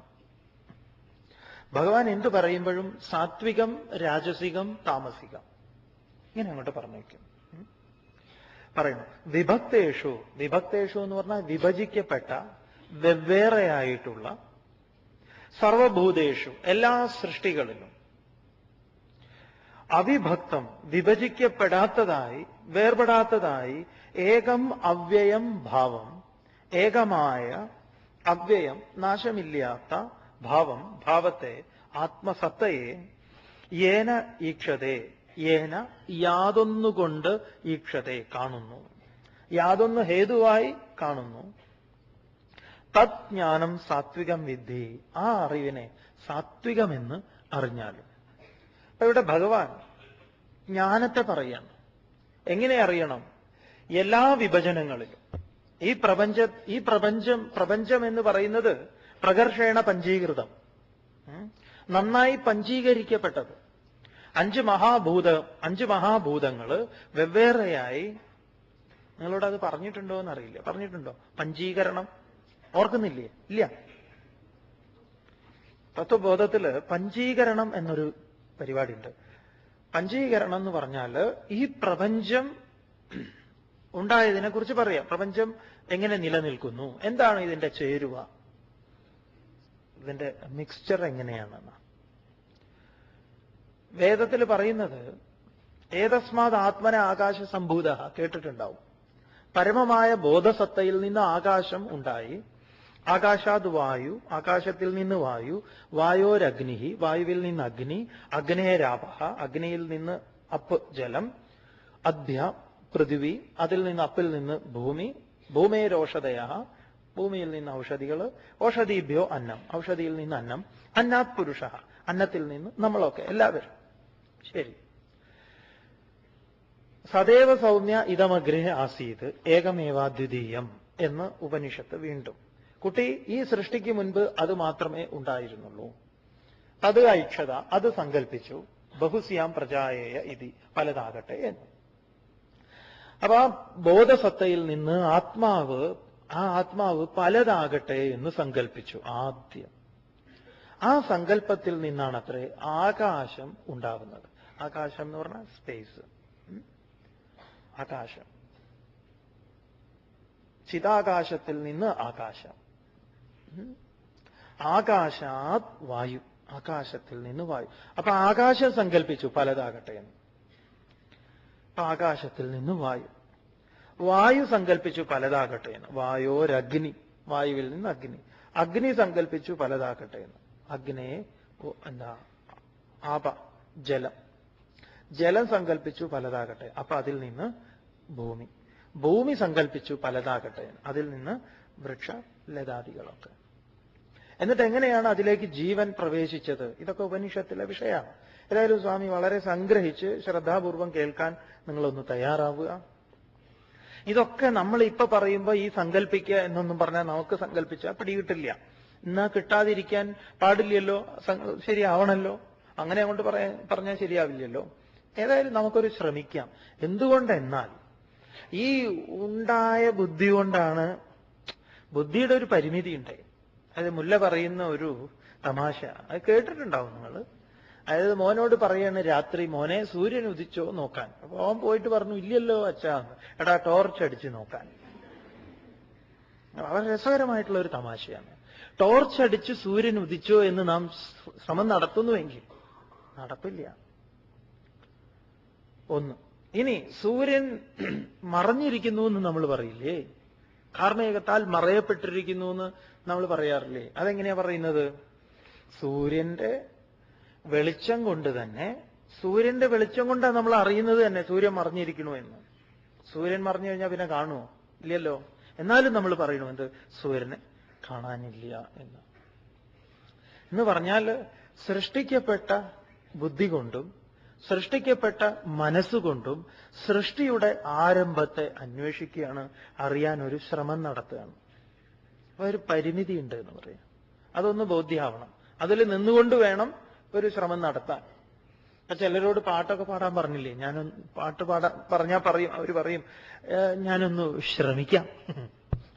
അതുപോലെ ഒരു ശ്രമം, നമ്മുടെ മനസ്സിന് ഒരു ശ്രമം നടത്താമെന്ന് പറയാം. അപ്പൊ പലതാകുന്നത് എങ്ങനെയാണെന്ന് പറയാണ്. അപ്പൊ നിങ്ങൾക്ക് വേണമെങ്കിൽ സങ്കല്പിക്കാം. സ്വാമി ഇത് പറഞ്ഞത് തന്നെയാണ് ഓർമ്മ. 5 വൃത്തങ്ങൾ ഇല്ല. ഒന്നുകൂടെ സങ്കല്പിച്ചോളൂ. ഒരു വൃത്തം സങ്കല്പിക്കുക. ആദ്യം തന്നെ ഒരു വൃത്തം വരച്ചു വെക്കുക മനസ്സിൽ. ഒരു ബ്ലാക്ക് ബോർഡ്, ആ ബ്ലാക്ക് ബോർഡിൽ ഒരു വൃത്തം വരച്ചു. ആ വൃത്തത്തിന് നമ്മൾ ഒരു പേര് കൊടുത്തു. ബോധമെന്നോ ആത്മാ എന്നോ എന്തെങ്കിലും ഒരു പേര്. തോന്നിയ പേരിടരുത്, ഇങ്ങനെ എന്തെങ്കിലും ഒരു പേര്. അത് സങ്കല്പിക്കുകയാണ് പലതാകട്ടെ എന്ന്. നമ്മുടെ സങ്കല്പം വേറെ, അതിന്റെ സങ്കല്പം വേറെ. ആ സങ്കല്പത്തെ സ്വാമി പറഞ്ഞിട്ടുള്ളതാ ഒരിക്കൽ. അതായത് നമ്മുടെ മുണ്ടിന്റെ വക്കത്ത് പറ്റിപ്പിടിച്ച് കിടക്കുന്ന പുല്ല് സങ്കല്പിച്ചിട്ടുണ്ട്. എന്ത് സങ്കല്പിച്ചിട്ടുണ്ട്? ഇനി എനിക്ക് പലതാകണമെന്ന്. അതുകൊണ്ട് നമ്മുടെ കൂടെ വന്നതാണ്. എന്നിട്ടോ അത് വേറൊരു സ്ഥലത്ത് വീണ് അത് വളരും.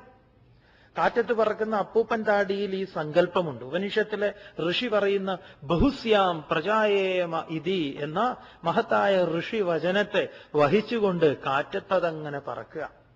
എനിക്ക് പലതാകണം. അതുകൊണ്ട് ഞാനിതാ വേറൊരു ദേശത്ത്, ഒരു സ്ഥലത്ത് പോയി അവിടെ വീണ് അവിടെ നിന്ന് എനിക്ക് വളരണം. വളർന്നു കഴിഞ്ഞാലോ വീണ്ടും എനിക്ക് പലതാവണം എന്ന് പറയാം. ഒരു ക്യാൻസർ വൈറസിൽ പോലും ഈ പലതാകാനുള്ള, ഏതിലും പലതാകാനുള്ള ആ ഒരു ത്വര, അടങ്ങാത്ത ഒരു ത്വര അതുണ്ട്. പ്രപഞ്ചത്തിൽ എല്ലാറ്റിലും ഉണ്ട്. ആ പലതാകട്ടെ എന്ന് ആഗ്രഹിച്ചതാണ് പറയുന്ന സ്വാമിയും കേൾക്കുന്ന നിങ്ങളും ഒക്കെ. ആ സങ്കല്പം, അതിനെയാണ് സങ്കല്പം. ആ സങ്കല്പം ഈ വിശ്വത്തിൽ എല്ലാറ്റിലും ഉണ്ട്. ഒരു അഗ്നി ആവേശിക്കുന്ന സമയത്ത് ഈ മുഴുവൻ ഹോളിനെയും കാർന്നു തിന്നാൻ പോന്ന ശേഷി ഈ സങ്കല്പം കൊണ്ട്, ഈ സങ്കല്പമാണ് അതിന് എല്ലാറ്റിനെയും വിഴുങ്ങുന്നത്. എനിക്ക് പലതാകണം, ഞാൻ പലതിലേക്കും എനിക്ക് പ്രവേശിക്കണം. എല്ലാറ്റിനും ഉണ്ട് എന്ന് പറയുന്നത്. അതാണ് സങ്കല്പം. അല്ലാതെ നമ്മൾ സങ്കല്പിക്കുകയല്ലോ. അമ്പലത്തിന്റെ നടയിൽ പോയിട്ട് ഞാൻ സങ്കല്പിച്ചിട്ടുണ്ട് ആൾ രൂപം, അല്ലെങ്കിൽ കാല്, അല്ലെങ്കിൽ കൈ. അത് വേറെ, ഇത് വേറെ.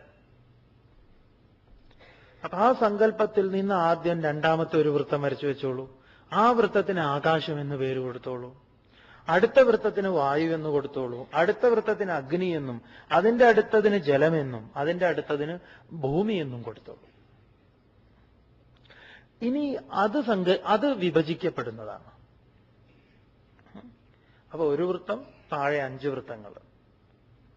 ഇനി ആ വൃത്തങ്ങളൊക്കെ തന്നെ വീണ്ടും താഴെ അർദ്ധവൃത്തങ്ങൾ വരയ്ക്കാം. പകുതി പകുതി പകുതി പകുതി പകുതി വൃത്തങ്ങൾ. പകുതി പകുതി വൃത്തങ്ങൾ വരച്ചു കഴിഞ്ഞാൽ എങ്ങനെ ഉണ്ടാവും? 5 എണ്ണം. എന്നിട്ട് ഓരോ വൃത്തത്തിന്റെ താഴെ ആ പകുതി 4 ആകുന്നു. ആ പകുതി 4 ആകുന്നു. പഞ്ചീകരണം പഠിപ്പിക്കുകയാണ് സ്വാമി. ഇങ്ങനെ അങ്ങോട്ട് മനസ്സിലാക്കിയാൽ വളരെ എളുപ്പത്തിൽ മനസ്സിലാവും. ഈ കണക്കിനാണ് വിശ്വം ഉണ്ടായത് എന്നുള്ളതാണ്. അപ്പം 4 പാർട്ടായിരിക്കണു അടിയിലെ ഭാഗം. അടിഭാഗം അതുപോലെ തന്നെ പകുതിയായിട്ട് നിലനിൽക്കുന്നു. ഇനി പഞ്ചീകരണം തുടങ്ങാൻ പോവുക. ഇപ്പൊ ആദ്യത്തെ വൃത്തം വീണ്ടും അതിന്റെ താഴെ ഇത് 2 വന്നു. ആ 2 ആദ്യ പകുതി ഭാഗം ആകാശമായി നിലകൊള്ളുന്നു. അതിന്റെ താഴെയുള്ള 4 ചെറിയ ഭാഗങ്ങൾ, അതായത് താഴെയുള്ള അർദ്ധഭാഗം 4 ആകുന്നു എന്ന് മനസ്സിലാക്കുക. ആദ്യത്തെ വൃത്തം ആത്മാ, പിന്നെ അത് ഓരോന്നും സങ്കല്പിച്ചിട്ടുള്ള പൂർണ്ണഭാവം, അതിനെ തന്മാത്ര എന്ന് പറയും. തന്മാത്ര, തെറ്റിദ്ധരിക്കേണ്ട, അത് മാത്രം. തന്മാത്ര എന്ന് പറയാം, തത് മാത്രം, അത് മാത്രം. അത് പഞ്ചീകരിക്കാത്തതാണ്. അടുത്തത് എന്തായി? ഈ 5 മഹാഭൂതങ്ങൾ നേർപകുതിയായി, എന്നിട്ട് 4 ഓരോ മഹാഭൂതങ്ങളും പകുതിയായി, അതുപോലെ 4. ഇനി ആകാശത്തിലെ ആ അടിയിലുള്ള അർദ്ധഭാഗത്തിലെ ഒന്നാമത്തെ ഭാഗം, 4 ഒരു ഭാഗം തൊട്ടടുത്ത വായുവിൽ പോയി നിൽക്കുന്നു. അപ്പൊ വായുവിലെ ആ ഭാഗം വന്നിട്ട് ആകാശത്തിൽ നിൽക്കണു. ഇപ്പൊ എന്തായിന്നറിയോ? ആകാശം എന്ന മഹാഭൂതത്തിന്റെ പകുതി ഭാഗം ഒരു ഭാഗത്തില്, ഈ അർദ്ധഭാഗം 4 ഒരു ഭാഗം വായുവുണ്ട്, ബാക്കി 3 ഭാഗം ആകാശം തന്നെയാണ്. അപ്പൊ അതിലെ അടുത്ത ഒരു ഭാഗം പോയിട്ട് വായുവിലല്ല, അഗ്നിയിലേക്ക് പോകും. അപ്പൊ അഗ്നിയുടെ ഒരു ഭാഗം വന്നിട്ട് ഇതിൽ നിന്നു. ഇപ്പൊ ആകാശത്തിന്റെ അർദ്ധഭാഗവും ഒരു ഭാഗം വായുവും ഒരു ഭാഗം അഗ്നിയും. ഇനി അടുത്ത ഭാഗം പോയിട്ട് ഭൂമിയിലേക്ക് പോയി. അപ്പൊ ഭൂമിയുടെ ഒരു ഭാഗം വന്നു, അവിടെ നിന്നു. ഇപ്പൊ ആകാശത്തിന്റെ അർദ്ധഭാഗവും ഒരു ഭാഗം വായു, ഒരു ഭാഗം അഗ്നി, ഒരു ഭാഗം ജലമാണ് നിൽക്കേണ്ടത്. നിങ്ങൾ ശ്രദ്ധിക്കുന്നുണ്ടോ നോക്കുകയായിരുന്നു. ജലം വന്നു. പിന്നെ പിന്നുള്ളത് അവസാന ഭാഗമാണ്. ആ ഭാഗം കൂടെ പോയിട്ട് ഭൂമി വന്നു. അപ്പം അർദ്ധഭാഗം ആകാശം, അതിലെ ഓരോ ഭാഗങ്ങളും, ആ അർദ്ധഭാഗം 4 വായു, അഗ്നി, ജലം, ഭൂമി. ഇതാണ് പഞ്ചീകൃതമായ തന്മാത്ര. ഇതിനെ പഞ്ചീകൃതമെന്നും ഇതിന്റെ മുകളിലുള്ളതിനെ അപഞ്ചീകൃതമെന്നും പറയും. ഇതിന്റെ ഒരു ത്രിവൃത്കരണമുണ്ട് ഛാന്തോക്യ ഉപനിഷത്തിൽ. അത് വായുവിനെയും ആകാശത്തെയും ഇന്ദ്രിയങ്ങൾക്ക് വിഷയമല്ലാത്തതുകൊണ്ട് മാറ്റി നിർത്തിയിട്ട് പഠിപ്പിക്കുന്നതാണ്. രണ്ടും ത്രിവൃത്കരണവും പഞ്ചീകരണവും ഒന്ന് തന്നെയാണ്. ഇങ്ങനെ ആകാശത്തിന്റെ പഞ്ചീകരണം നടന്നതുപോലെ തന്നെ വായുവിൻ്റെതും. അപ്പൊ വായുവിൽ എന്തുണ്ടാവും? വായുവിന്റെ അർദ്ധഭാഗം, പിന്നെ 4 ഭാഗങ്ങൾ ആകാശം ഉണ്ടാവും, വായു ഉണ്ടാവില്ല, വായു മുകളിലാണല്ലോ. അഗ്നി ഉണ്ടാവും, ജലം ഉണ്ടാവും, ഭൂമി ഉണ്ടാവും. അടുത്തത് അഗ്നിയാണ്. അഗ്നിയുടെ അർദ്ധഭാഗം, അതുപോലെ ആകാശം, വായു, ജലം, ഭൂമി. പിന്നെ അടുത്തത് ഭൂമി. ഭൂമിയുടെ അർദ്ധഭാഗം,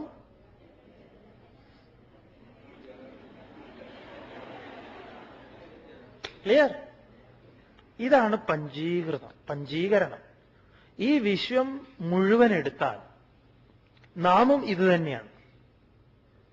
നമ്മളിൽ ഇതുണ്ട്, നമ്മളിൽ അഗ്നിയുണ്ട്, നമ്മളിൽ ആകാശമുണ്ട്, നമ്മളിൽ വായുവുണ്ട്, നമ്മളിൽ ജലമുണ്ട്, നമ്മളിൽ ഭൂമിയുണ്ട്. അതുകൊണ്ടാണ് നമ്മൾ മരിച്ചു കഴിഞ്ഞാൽ പഞ്ചത്വം പ്രാപിച്ചു എന്ന് ഒരു ഇതിൽ പറയും. പഞ്ചത്വം പ്രാപിച്ചു എന്ന് പറയും. 5 തത്വങ്ങൾ, 5 മഹാഭൂതങ്ങൾ 5 മഹാഭൂതങ്ങളായി വിലയിച്ചു. മരിച്ചു കഴിഞ്ഞാൽ പിന്നെ അഗ്നി ഉണ്ടാവില്ല, ചൂടുണ്ടാവില്ല. മരിച്ച ആളുടെ ദേഹത്ത് ചൂടുണ്ടാവുമോ? ഇല്ല. ചൂടുണ്ടാവുമോ? ഇല്ല എന്ന് പറയാം. ചൂടനാണെങ്കിൽ പോലും ചൂടുണ്ടാവില്ല. തണുത്ത് നല്ല കോല് എന്താ ഐസ് ഫ്രൂട്ട് പോലെ ഉണ്ടാവും. അതിനെ വെറുതെ ഇട്ടാൽ ഈ പഞ്ചത്വം കോർപ്പറേഷന്റെ മുനിസിപ്പാലിറ്റിയുടെ സഹായം കൊണ്ട് ഈ പഞ്ചത്വം വളരെ എളുപ്പത്തിൽ പഠിക്കാം. ഒരു നായ ചത്ത് കിടക്കുന്നത് ഇങ്ങനെ നോക്കിയാൽ മതി. ഭൂമിയുടെ അംശം ഗന്ധം ആദ്യം വരും, അല്ലേ? പിന്നെ അതിന്റെ ജലം പോവും, ജലത്തിന്റെ വഴിക്ക് അഗ്നി ചൂട് പോയിട്ടുണ്ടാവും. പിന്നെ ആകാശം, സ്പേസ്, അത് നിൽക്കുന്ന അതിന്റെ ഒരു ഇടം, അത് ഈ വിശ്വത്തിൽ ഉപയോഗിച്ച ഒരു ഇടമുണ്ട്, അതിന് നിൽക്കാൻ ഒരു ഇടം ഉണ്ടായിരുന്നു, അതും മാറിക്കിട്ടും. 2 ആഴ്ച കഴിഞ്ഞ് നോക്കിക്കഴിഞ്ഞാൽ അവിടെ ഒന്നിനെയും കാണില്ല.